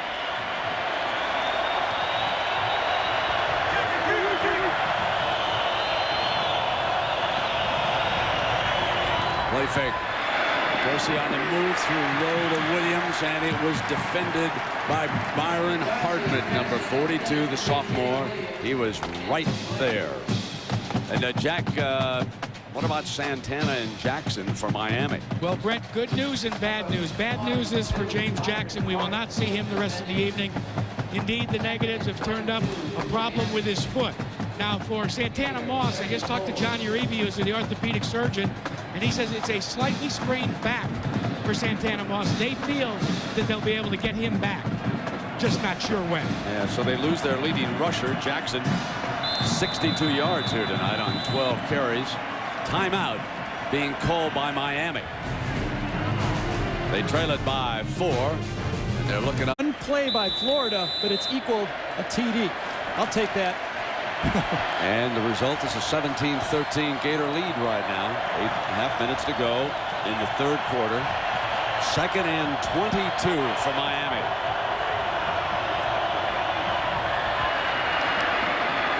And now it's 3rd and 22. As Knocked Dorsey down again. And here's a penalty flag. Dorsey's been getting knocked down almost every time he throws the ball, or at least someone in his face when he throws the ball, and that's causing a lot of errant passes.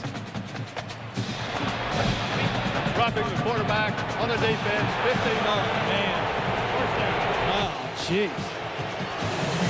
Let's see what happened. Dorsey still has the ball, gets hit. Well, I'm in agreement.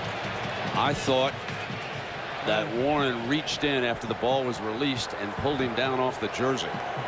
That's what I thought right there. Just yanked him back.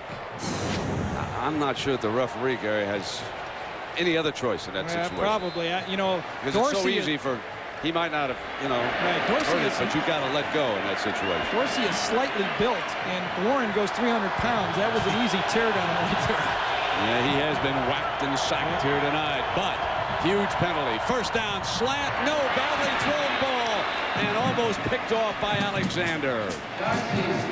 Oh, he had him on the slant. Dorsey is off. Yeah. He's not nearly as sharp as he was against Florida State. He's throwing more like he did against Washington in the first half in Seattle. Yeah, he had a bad game in that Washington game, but here he leads the receiver way too much. Should have been picked off. Lito Shepherd has not been in the game for a while for Florida either so far in this series. Alexander's in there.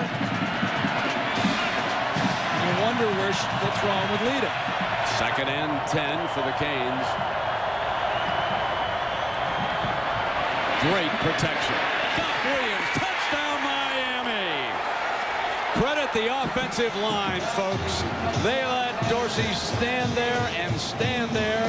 And D.J. Williams, the freshman, broke wide open down by the 5-yard line. A 19-yard touchdown against the Gators.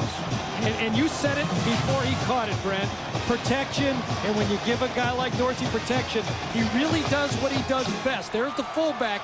Throw the ball with touch, a little flat and go. 2 guys follow the tight end, and you wonder if spreading that Florida defense a little thin without Shepherd, the corner, should have fallen off and made that play. Severs adds the extra point. Miami regains the lead. Look what I've got. And the freshman does the rest. And kicking it off. Bo Carroll with great speed. Checks the clock. Ratliff is back there alongside him.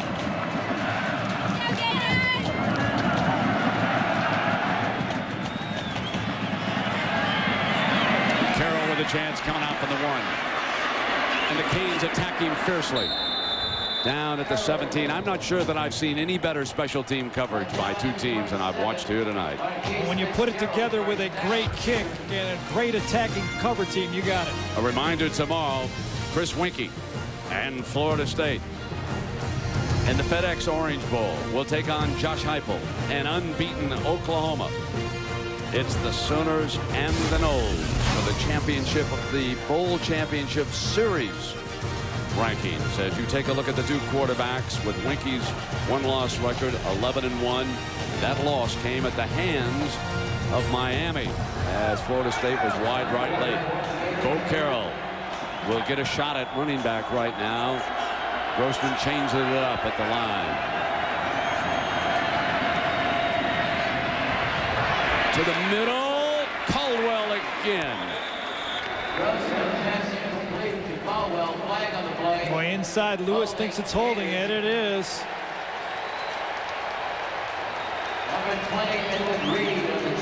Damian Lewis has been a force inside. He has played as well as anybody on the football field.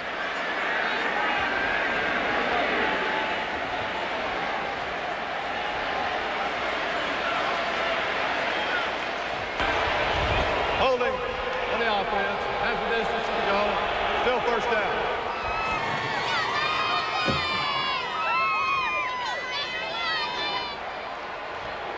They'll back the Gators up inside the 10-yard line now. The ball is spotted at the 8-yard line.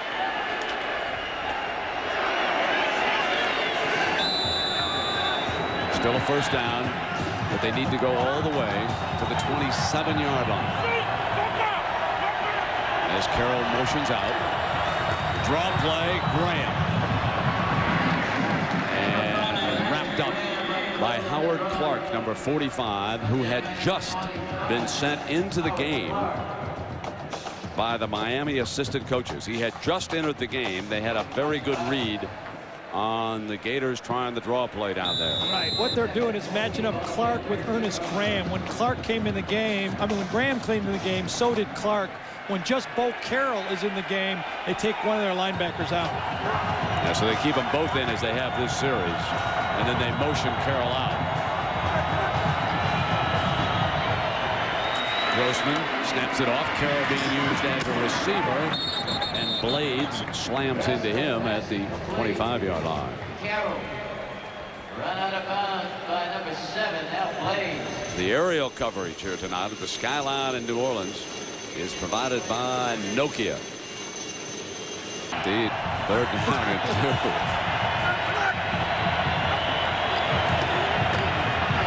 Daylight. And Bo Carroll. Did he fumble it? Yeah, one guy's calling it down. I thought he might have been down, and then the scramble happened afterwards, and that's what they're doing right Real there. interesting. Steve Spurrier kind of just coaches with his gut. You know, I mean, you got Graham having a big game in the SEC championship game. Bo Carroll falls out of favor. So what do? They come back to Bo Carroll in this football game. You know, you kind of wonder why he does it, but he really trusts his own instincts during a football game, and that's what they say around here. You're only one snap away. I don't think he was down on that replay. So I don't either. And the crowd got to see the replay, and Grossman is sacked at the 16 by Clark. That is the first sack of the game for the Canes, who suffered a very bad break on this play. Take a look right here as Grossman's blindsided, and he never had a shot against Clark, who came rolling in on him.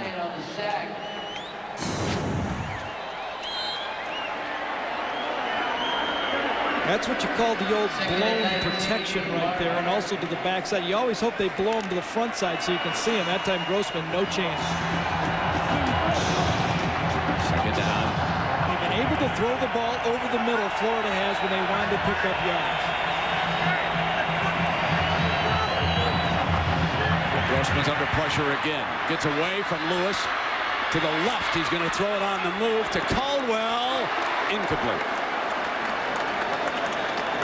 Edward Reed, number 20. Let's go back. I'd like to take one more look at that fumble. Bob Goodrich, ever alert down there in the truck, said he thinks that maybe he coughed this ball up. So you watch the knee now as he is spun still in the air. No contact with either knee right now as Reed jumps in. And is the ball coming out of there right now? He was on top of Reed. Yep. When he slipped down. Probably was. You don't know if the official blew forward progress at the time. That's the only thing you don't know. But clearly, it's one of those ones could have gone either way. 3rd down and 19. 20, you okay? Miami in a gimmick defense right here. They're going to come out of it. They're showing blitz, but they'll back out of it.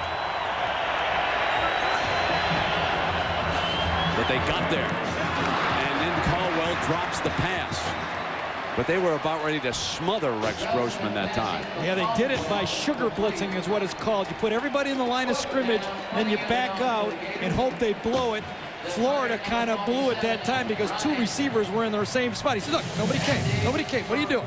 Well, you can't see everybody this time. And 2 receivers read a break off, and they should not have both been doing it at the same time. But here they are. You should not have stopped. Now Darrell Jones goes in with Santana Moss, bothered by that injured back. So we'll see what he can do with Ryan's punt. Penalty flag. Won't be doing much with this one. There's a flag. On the hop. Out of bounds. At about the 45-yard line, but there was a flag.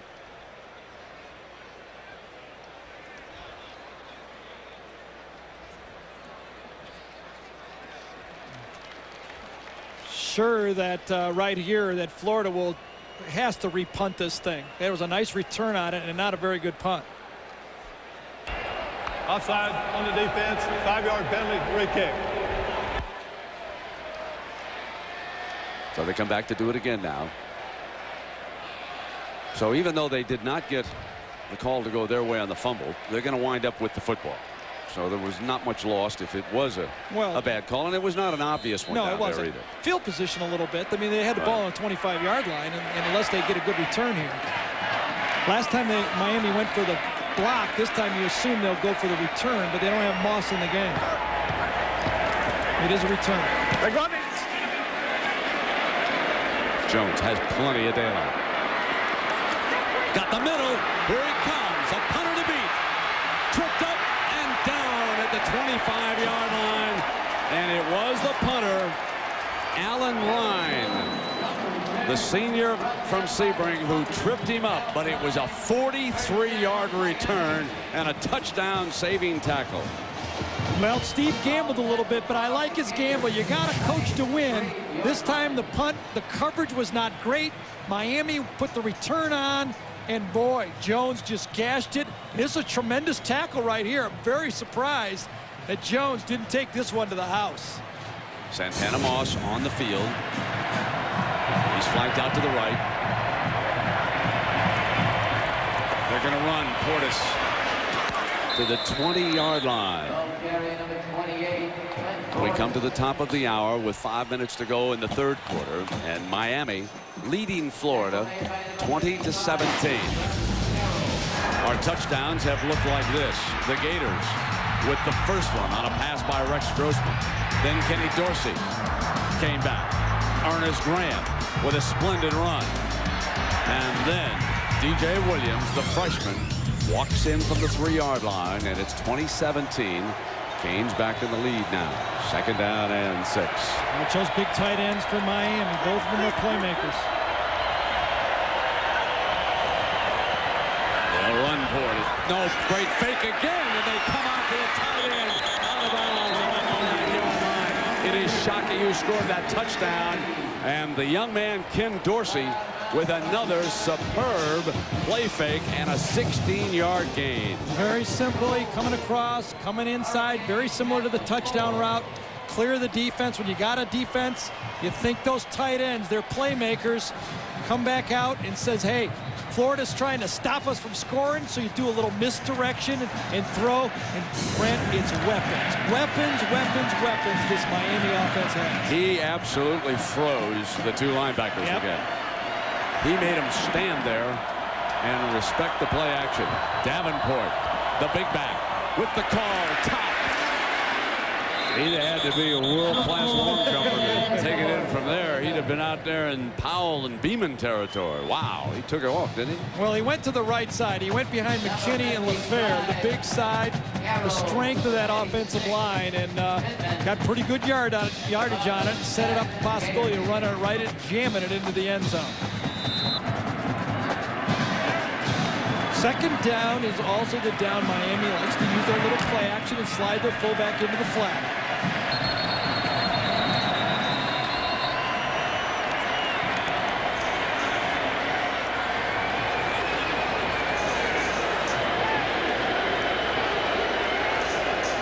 Get the clock situation all straightened out here. Now he winds it. And here we go. TJ Williams at the tailback spot this time. Davenport would be the lead blocker if they want to try and play fake. Dorsey's looking for Davenport. Can he get there? Short. Oh, my, what a catch for a touchdown. Oh, Najee Davenport took it away from the DB. Second down is the play action down.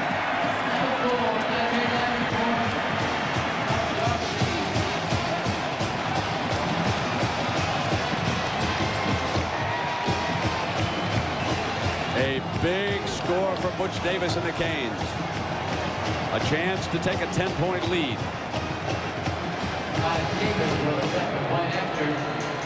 And the staff with a terrific call. High snap is quickly brought down, and the lead is 10. Now, this was a pretty gutsy throw by Dorsey right here. Davenport was not wide open, but the touch of Dorsey throwing it in there. Big risk, big reward. Going to slide Davenport right out of here, take the tight end to the back. Watch the coverage. This is decent coverage with the linebacker right on him that time. Kendo Johnson, and watch the touch. Throws it to the outside, just outside. Kendo Johnson, make a play on the ball. Looked like it went right through his hands. If you watch this, Kendo Johnson probably should bat it away. Absolutely. Instead, he goes up trying to make the pick, and it goes right through his hands. And Davenport has the touchdown instead. I wonder if we could watch it one more time. Did Davenport nudge him from behind with his body? See if he nudges him to throw him off balance. A perfect play. Watch the right shoulder. That's actually what happens. He goes to get the ball, and Johnson misjudges it right at the last second. 27-17. What a play by Davenport. What a throw by Dorsey. A gutsy throw. That could have been an interception.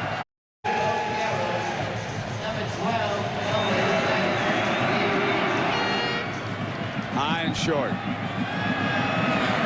Here comes Carroll.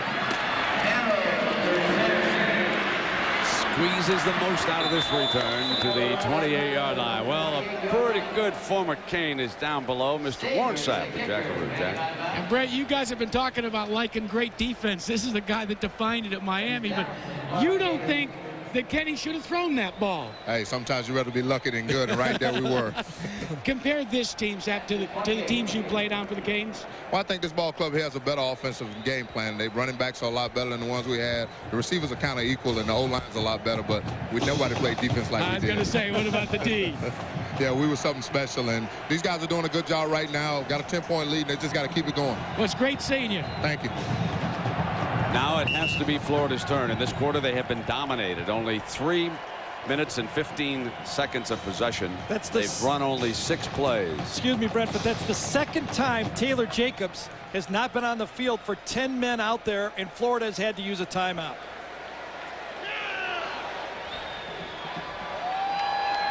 So when Warren Sapp, who was down at ground level, saw it, he obviously said, oh no. He saw Kendo Johnson step in front of Najee Davenport, Yeah. and he had a clear shot at this pass. And look at the coverage. I mean, that's a gutsy throw. You throw it with that type of coverage, you better make the play because everyone is going to question. And Davenport does a nice job like Randy Moss, kind of getting up there. And you can see how Johnson went off balance and really misjudged it. He should have easily knocked that ball down. You want to There's stay Davenport. flat, you run away from him. Merry Christmas, Chris. Merry Christmas, Merry everybody. Christmas to you. Merry Christmas, one for all. And there's Dorsey, who gambled and won. Came up 7 for him. Thrown for 223 yards with 3 touchdowns here. He's a cool customer. Sure is. He's only thrown for over 300 once this year. I think once in his career, and that was against Florida State. Now the Gators go empty in the backfield. Grossman.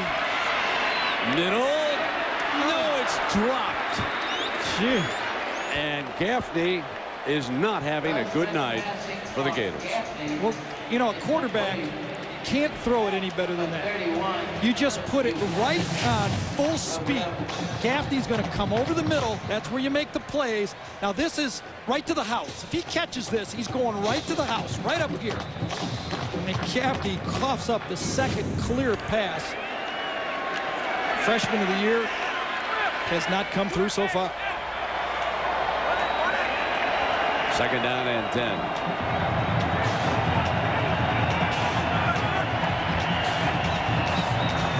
Grossman looking middle again. Another one is dropped, this time by Aaron Walker. I'll tell you, I'll give it to Grossman. I'll give it to him because he threw with Cornelius Green, number 98, right in his face. It was a little behind, but good enough to catch. And watch this. Green's going to come out, stunt in, watch Grossman get rid of this ball. That's a quarterback. That's what you expect your trigger guy to do and make plays. Grossman's only 1 of 5 this quarter, and he's missed his last 4. We got to come up with a new stat. Those shouldn't count when they drop your perfect throw. This one they hold on to, but well short of the 1st down. It means that they are forced to punt. Well, Saturday, ABC Sports travels to Australia to bring in the first big golf event of the new year. After you get one run back on you, you start to hurry up. Let's see if they can do it again. Gerald Jones with a fair catch at the 22-yard line. I think this is the first promoted team unity. I think it promoted some. And we got to watch too. it free. Dorsey on the move to the right, on the run, complete to Santana Moss for a 1st down for the Hurricanes right now. The comeback route, a route a lot of college teams just refuse to throw. And this time, Miami is starting to feel good about themselves. They've probed, they've found things, and now they say we can move the ball on these guys. Florida has to have a stop.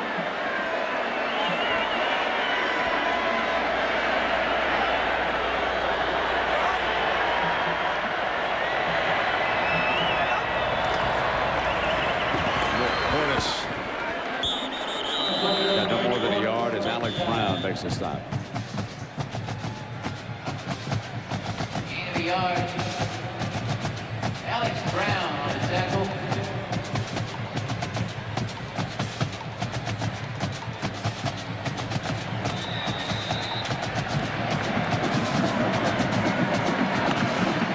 Dorsey brings him out on 2nd and 9.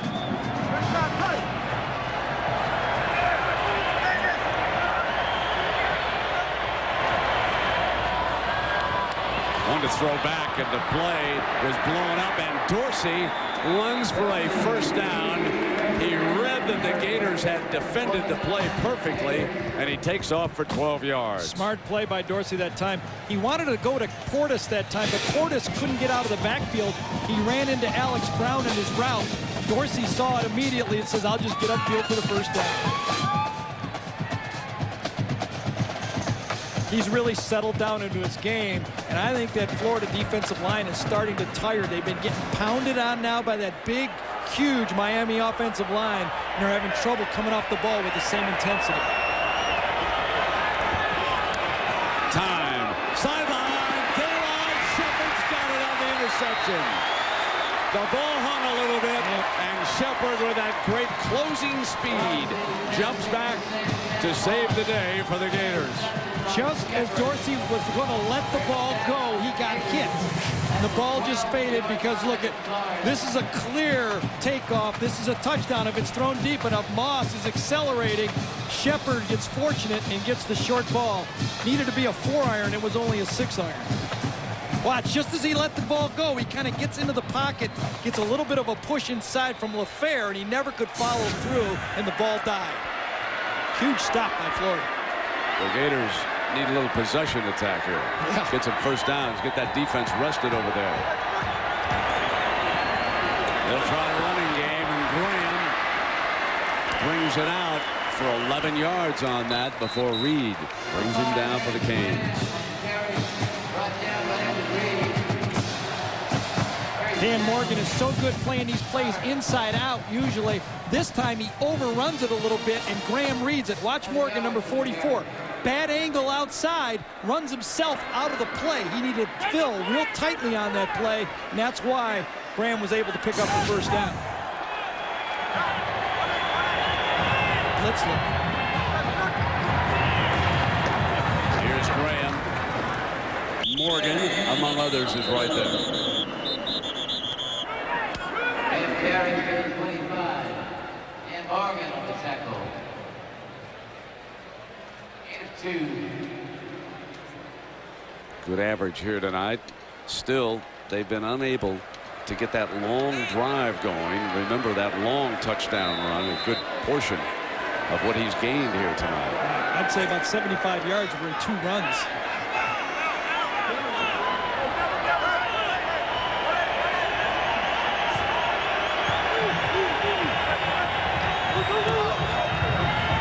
Fake Grossman coming underneath the Graham, the running back, and he hustles for a first down as the final seconds tick down here on the third quarter. First down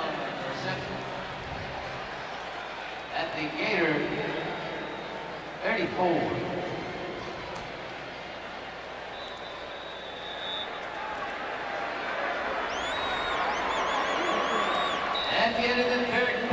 So the third quarter comes to an end, and in that quarter, the Hurricanes catch the ball over the middle. Gaffney had a couple of drops, but on the toughest one of all, he went up and got it, and they're still in the ball game. When you can throw the ball like that, there's plenty of time.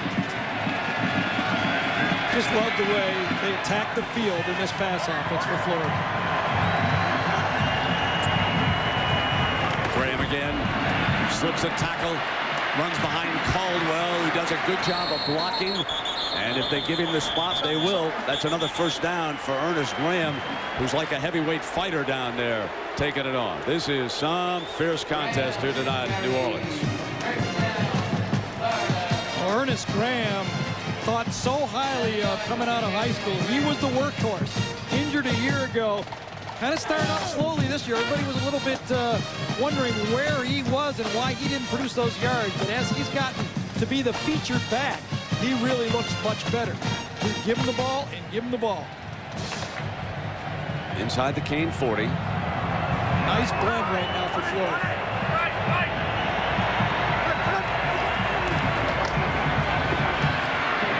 Hit on the release. Is there a flag? You bet there is. Caldwell cut and couldn't get around Philip Buchanan, who interfered with him on that play. There was no question about it. Right. And Brent, there's probably not much Buchanan could have done. The ball was thrown behind him in short, and Grossman got hit right at the end by, I think it was by Lewis again. Was it Lewis again? What a great game this guy's having. That produces the short pass, but you can see Buchanan.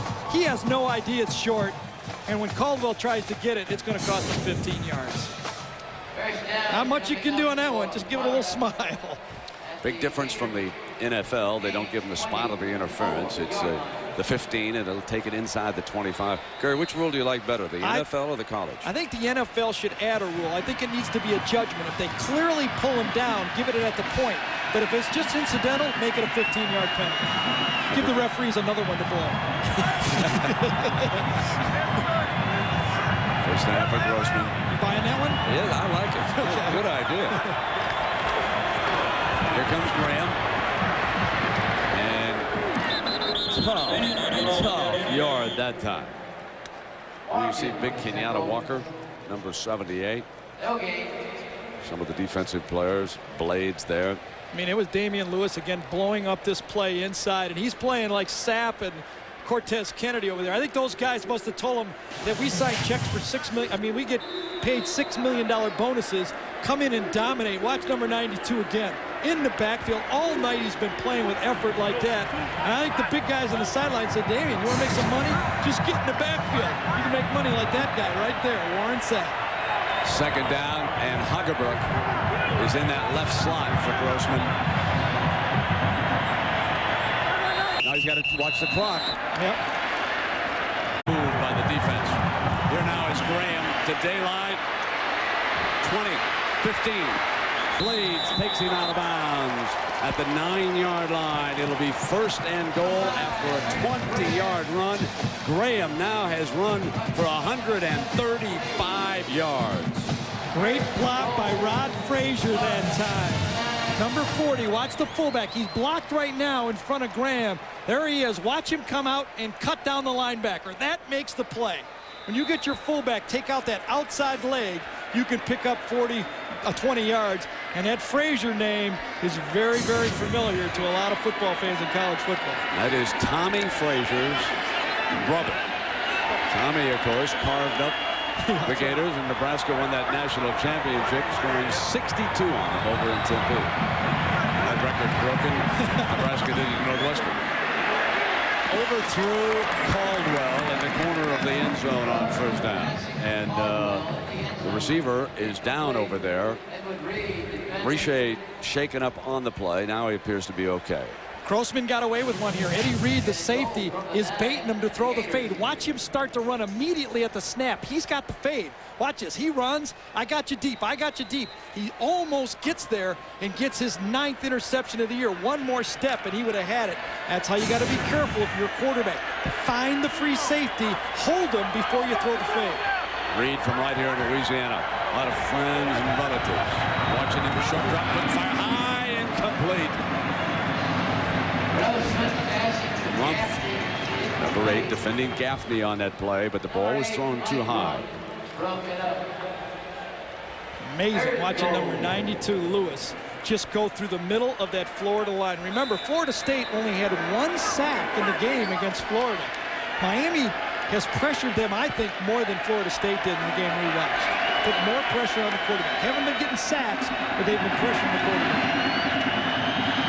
There's a late personnel change by Miami. They think they've got a read on this play. 6 defensive backs. Grossman shotgun look. Fires, no. Caldwell and Myers there. It's a big 3 points, though. Gets it back to 7. Graham was open. Graham is going to slide out to the outside. They try to go to Caldwell on the hook inside the end zone right there. Watch Graham right in the flat. Could have got it to him and maybe turned it up with the big fullback and got in the end zone. Grossman went for the touchdown. Not, you can't really fault him on that. But sitting up here, I'll bet you Steve goes, you could have gone to the back. Chandler with a 26-yard field goal, and it's important. So he pulls it down to a 7-point Miami lead with 12:50 to go. Gators will try to camouflage who's coming with the kickoff. Will bury the Canes back in the end zone. Anyway, it'll come out on the 20-yard line. So Jesse Palmer loosening up over there on the sideline, and that always means something as far as Steve Spurrier is concerned at the 12:44 mark. Overall for the game, Grossman is 18 of 40, less than 50%. He's thrown 251 yards. He did throw 1 touchdown, and he threw that 1 interception at the end of the first half as they were attempting to get down for a tying field goal. He's only 4 of 11 for 43 yards this half. That's just under 4 yards an attempt. And that's not a good number for Spurrier and the Gators. Here is the toss play They run the freshman out of the tailback spot. Nothing doing with DJ Williams. In case you just joined us, the Miami Hurricanes have lost their top tailback, James Jackson, to a foot injury. So Clinton Portis, Najee Davenport, and DJ Williams for Butch have been picking up the slack. A year ago, it was Portis that had to step in because of the injuries when Jackson got injured, and now that experience is going to help them here. They're going to very young in the backfield. Sophomore, and freshman. Those three guys, the key guys, quarterback, fullback, tailback. Dorsey underneath Santana Moss. And gets a few more from Benny Alexander before he's forced out of bounds at the 31-yard line. Again, Lito Shepard not in the game, and you can see Benny Alexander does not like to move up. He doesn't have the confidence that Shepard has. Well, certainly Santana Moss, one of the most exciting players in college football, not only the offensive player of the year in the Big East, but also the special teams player with 4 punt returns for touchdowns and a Miami record. And remember, this guy walked on at Miami. He was caught in a high school system that didn't feature him. But you know what, kids, guys, they'll find you if you're good. First down and 10. Portis has stood up by the Gators on first down, led by Hardman. Jackaroo. Well, Gary, you're absolutely right. Santana Moss not only walked on, came from a run-oriented high school team, but one of the things his high school coach said, every time Santana Moss came up to the line of scrimmage, he held his hands in the proper position, he ran the routes precisely, and the coach kept telling Santana, look, someday it will all pay off for you. Now that he's playing for the Hurricanes, it has.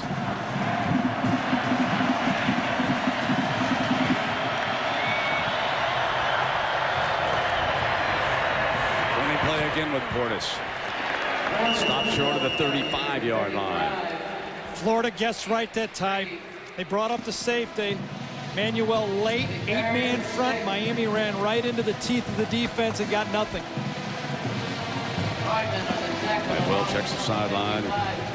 Meanwhile, another player, Lito Shepard, being tended to over there with that injured knee. I thought something was wrong with him. He was out of the game too much in this game for him, and I've seen him play before. Third down and 6 for Dorsey and the Canes. Moss is not in the game here either, is he? Oh, yes, he is. He's going to come back underneath here. Go out, come back underneath. Here he comes. Got him. First down. Just like they practiced it. Just like they practiced it. Well, on Saturday, January 20th, the road to gold leads to Boston, with the USA with 6 catches for 89 yards. Andre King. Portis again. He burrows his way to the 49-yard line. Strong 6-yard run with Manuel making the play defensively. And Miami now has run the ball 32 times, passed it 36 times. They love the balance they've got in this game. For the year, they've averaged 39 runs and 31 passes all season. Remember, though, you do a lot of running at the end of games when you're ahead. So I think their blend right now makes everyone from Miami feel comfortable in the game plan.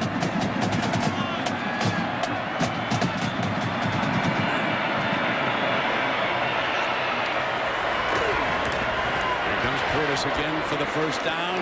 Reaches for it. First down.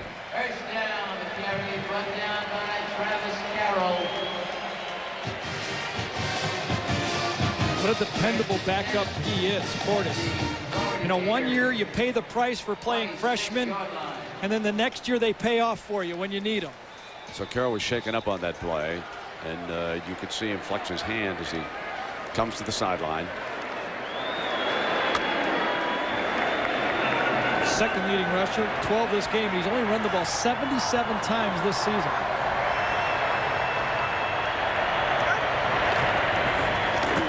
Back to that running game with Portis. Breaks free. 25 from behind at the 11-yard line. Run down by Darrell Owens. A 35-yard burst for Clinton Portis, the sophomore from Gainesville. And wouldn't he like to have a big game against the Gators? Well, remember, Florida said, we want you as a defensive back. He says, I want to play running back. sometimes the player's right, and Portis looks like he's got a bright future. Smart runner with a lot of talent. He and Jared Payton next year are going to be a tremendous duo at tailback.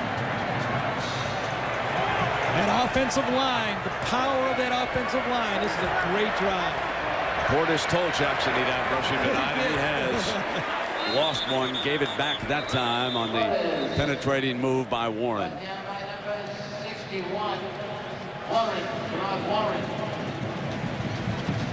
8.5 minutes, and the Gators need a stop. They trail it by 7. They're trying to keep the Canes out of the end zone. 10 is manageable, not good.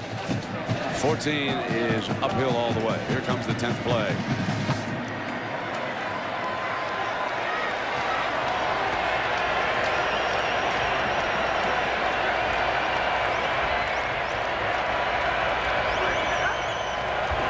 Dorsey to throw for it. Got daylight. Santana made a grab and went out of bounds. Out of bounds. No touchdown. Oh, beautiful audible that time from Dorsey. He saw the safety come in the middle. He signaled the hand signal out to Moss. That time he faked the quick slant and went for the fade. This is being a quarterback. This is what you got to do. Do the film study. Check off to the right thing. Fake the slant this time. A little late with the ball. He could have thrown it just a fraction earlier. Obviously, he should have kept it on the field. Does he come down? No. Great call by the official. Here's 3rd down. You just don't throw the ball when you're a quarterback. You think your team into the end zone, and that's what on this drive Dorsey's been doing. And remember, Shockey has been a big target. He's already scored one here today from that tight end spot. He'll throw back underneath, and it is dropped by Shockey. A little bit behind him that time. No way he could have scored. Good idea, good plan, good read. 2 poor throws, or not great throws. Let's be more fair to Kenny. 2 not great throws. They could have scored a touchdown with the first one. So Butch Davis's Canes kill 4:58. 4:58 off the clock with that drive. Now Todd Severs to boost them back to a 10-point advantage with his 29-yarder.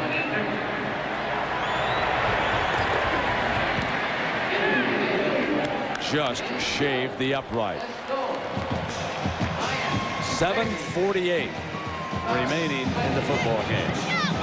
So Portis, 14 carries on the day, 81 yards, the leading Miami rusher, and this run sets up the field goal.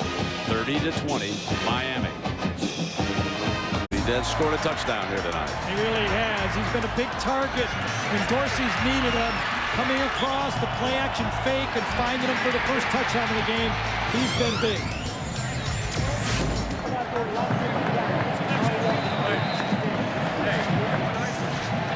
Carroll ready. 7:48.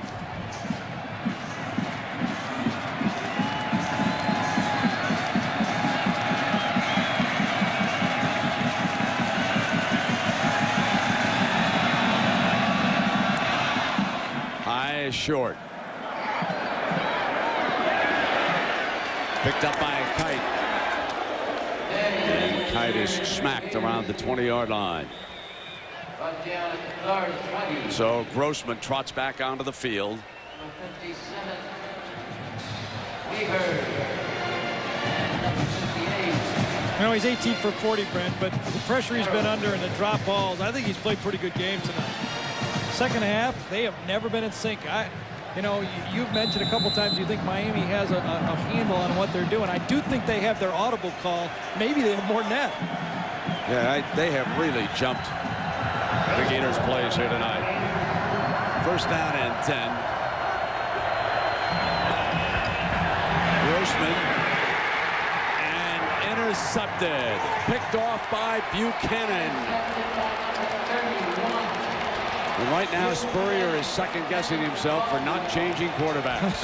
He thought about Jesse Palmer, and he's second-guessing himself right now.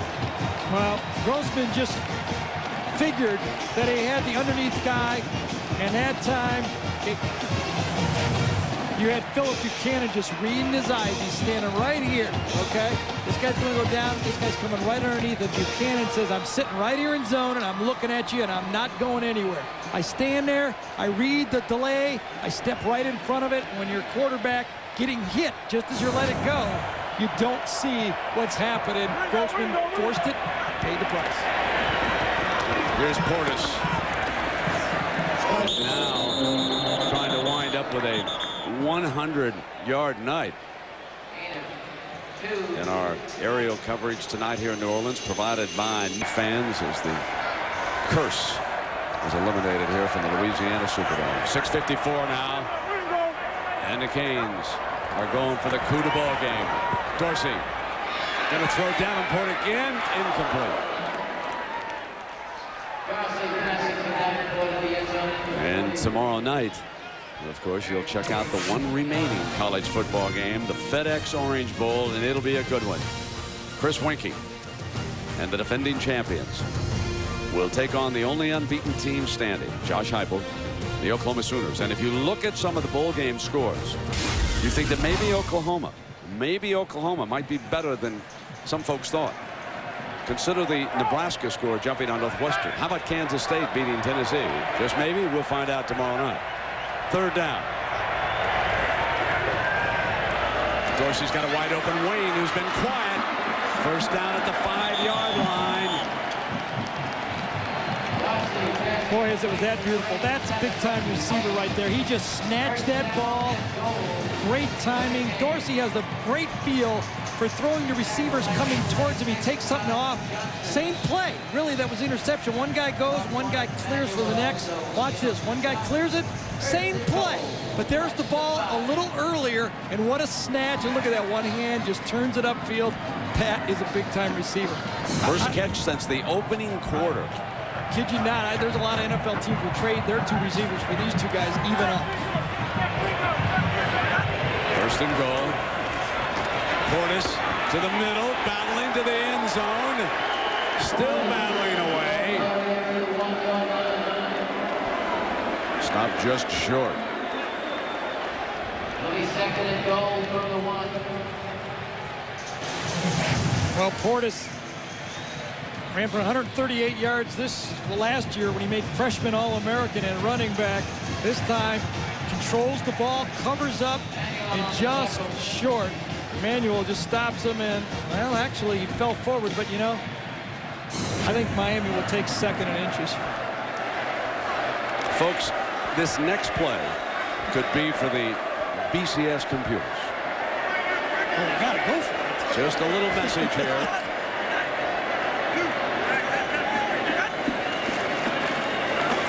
Davenport is stopped. The Gators say not this time. The Teal. Down by the Teal. Trying to get another touchdown now. They've got only one chance to win a share of the national title. Big stop. Keep it to 13 points right here. Bet it is. Remember, Florida State ran up and down in the second half on the Gators. Butch knows these are for style points right now. Zeppler up by 10. He came into the game favored by a touchdown.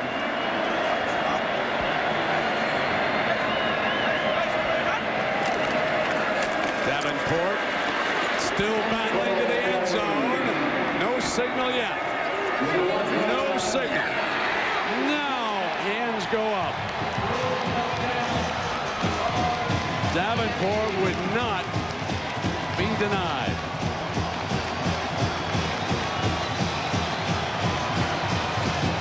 And a penalty flag comes. It's going to be on the Hurricane coming in there right at the end. Yep. Double zero right there. That's who got the 15. That may be my favorite penalty of the year. Butch, go get he says, go get that mascot. Get off the field. Get that S. Starts with an S, ends with a B.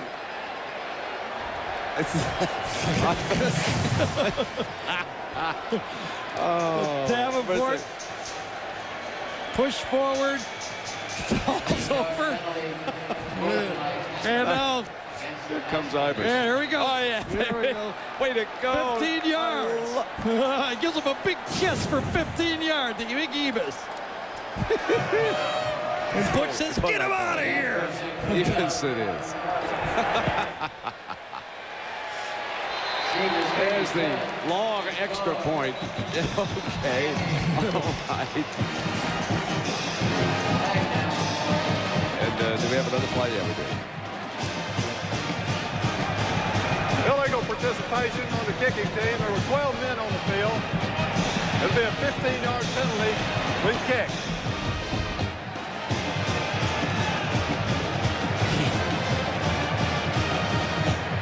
If he could get his hands on that mascot right now, I'm telling you, ladies and gentlemen, he's choking. And it is an important point because, you know, 8-8, it's still a two-possession game. So, you know, I mean, it makes it the 17th point is a big point. Absolutely. You know, coaches, they think the worst all the time. Well, Todd Sievers has had a 50-yard extra point once already this year. And we've got about a 43-yarder. This will be a 50.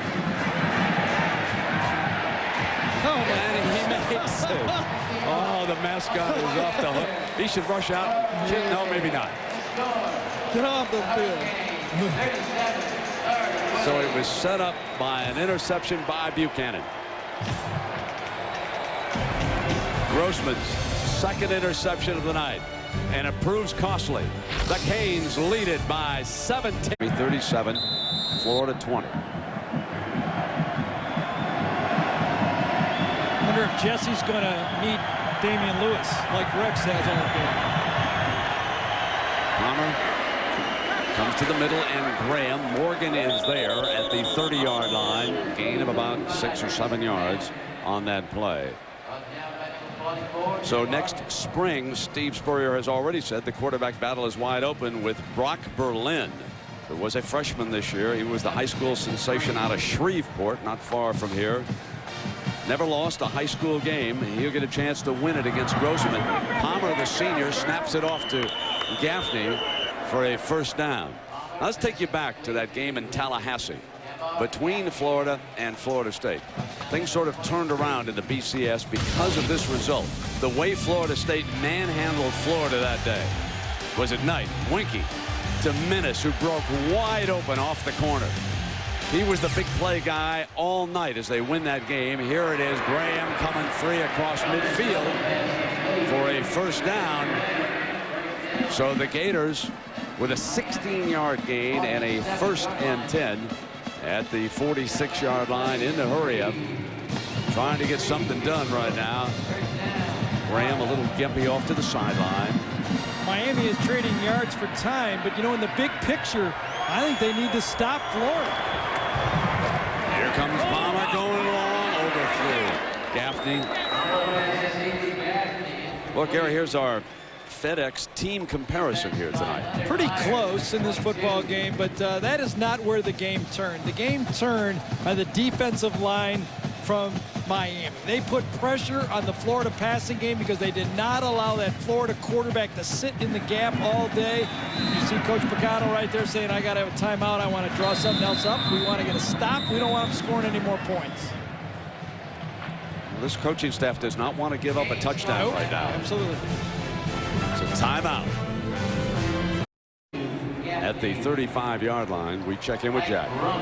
Well, Brett, Jesse Palmer says he's got tons of experience engineering come from behind drives. He says, you know, I've done it thousands of times on EA Sports John Madden football. Well, he needs to press the reset button to win this one, I think. Short drop got Gaffney. And he steps out of bounds inside the 30-yard line. Passing complete to Jamar Gaffney.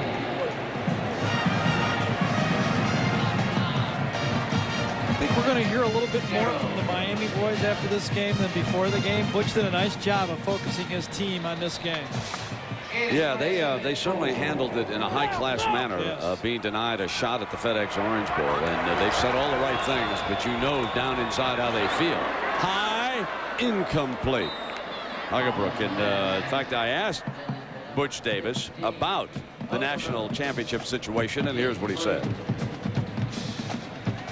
If we're fortunate enough to win the game and things go the way we would like for it to go in the Orange Bowl, that clearly I think it presents an argument that maybe we should have a split national championship. We've had a great season, beating the number 1, number 2 teams in the country, undefeated in our conference, a 9-game winning streak. Yes, indeed, they've had a great season. Incomplete. Caldwell, the intended target, defended by Myers. Well, they won all 7 of their Big East games by at least 20 points. And the only thing that they might second-guess themselves for is that scheduling that McNeese State game early in the year. That was the difference. Right, I think the BCS computers. The computer people have already admitted, because Division I AA is not factored into most of those computer rankings. And so the difference was McNeese State. As Palmer pulls it back out on 4th down. First down with Carroll.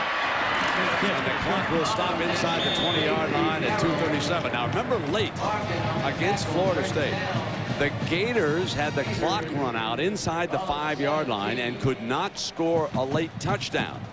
Butch Davis and the coaches and players are trying to hold on and deny Florida a late touchdown here with a 17-point lead. Here's Carroll.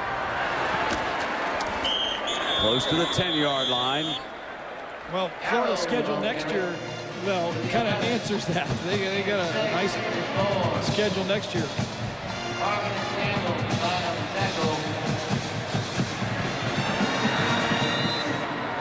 Palmer brings him up to the line with 2:08 to go from the 11-yard line. Middle, intercepted by Morgan at the goal line. The defensive player of the year brings it all the way back out to the 26-yard line. And who knows how many AP voters that might have impressed with that interception back at the goal line right now.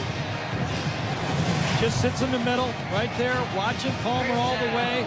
Palmer tries to float it over Morgan's head. He knows he's there, tries to float it over his head, but Morgan just goes up and says, I used to play. I was a high school running back. I know what to do when the ball's in the air, and you can see he's very instinctive and knows exactly how to read those quarterbacks out.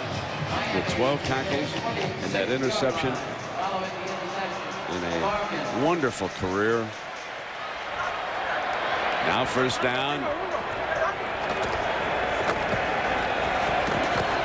Here comes Portis, who's had a big night rushing.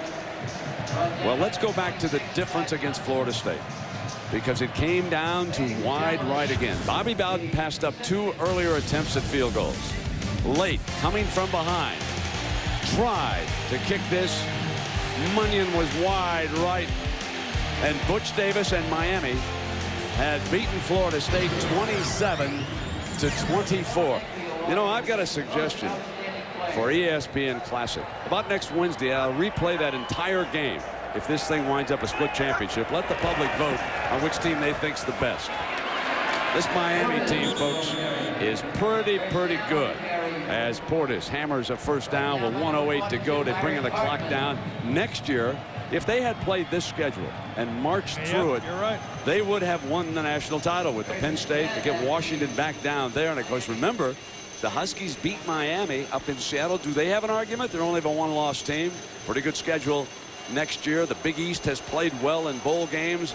It is real hard to look past Miami, Gary. I know you feel that way. It really is. It's tough, but you know, I clearly think the rules were set up before the season started. Everybody knew this could happen, and it did, you know. And then, you know, I would not be embarrassed if I was Miami to split the national championship. Well, they're going to enjoy this over an old rival. First time in 13 years. And they beat the Gators. And they're at least state champs. For sure. They have swept the state. They should hand them a second trophy down there in Florida. And that's a pretty good deal for the state of Florida to be state champs.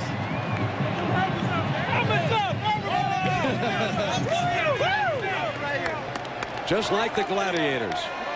They did it as a team. 17, 37-20. And now Miami will turn it over to Florida State, Oklahoma, and the voters.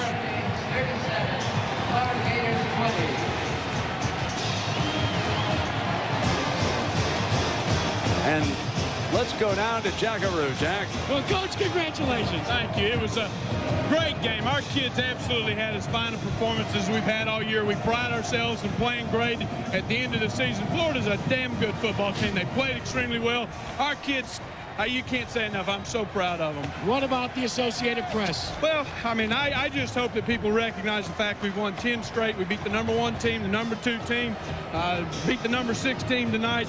I think we got a shot. I think we ought to be national champions. Enjoy yourselves. Miami's back. Thank you. A class act, 37-20. Miami beats Florida tonight, the FedEx Orange Bowl.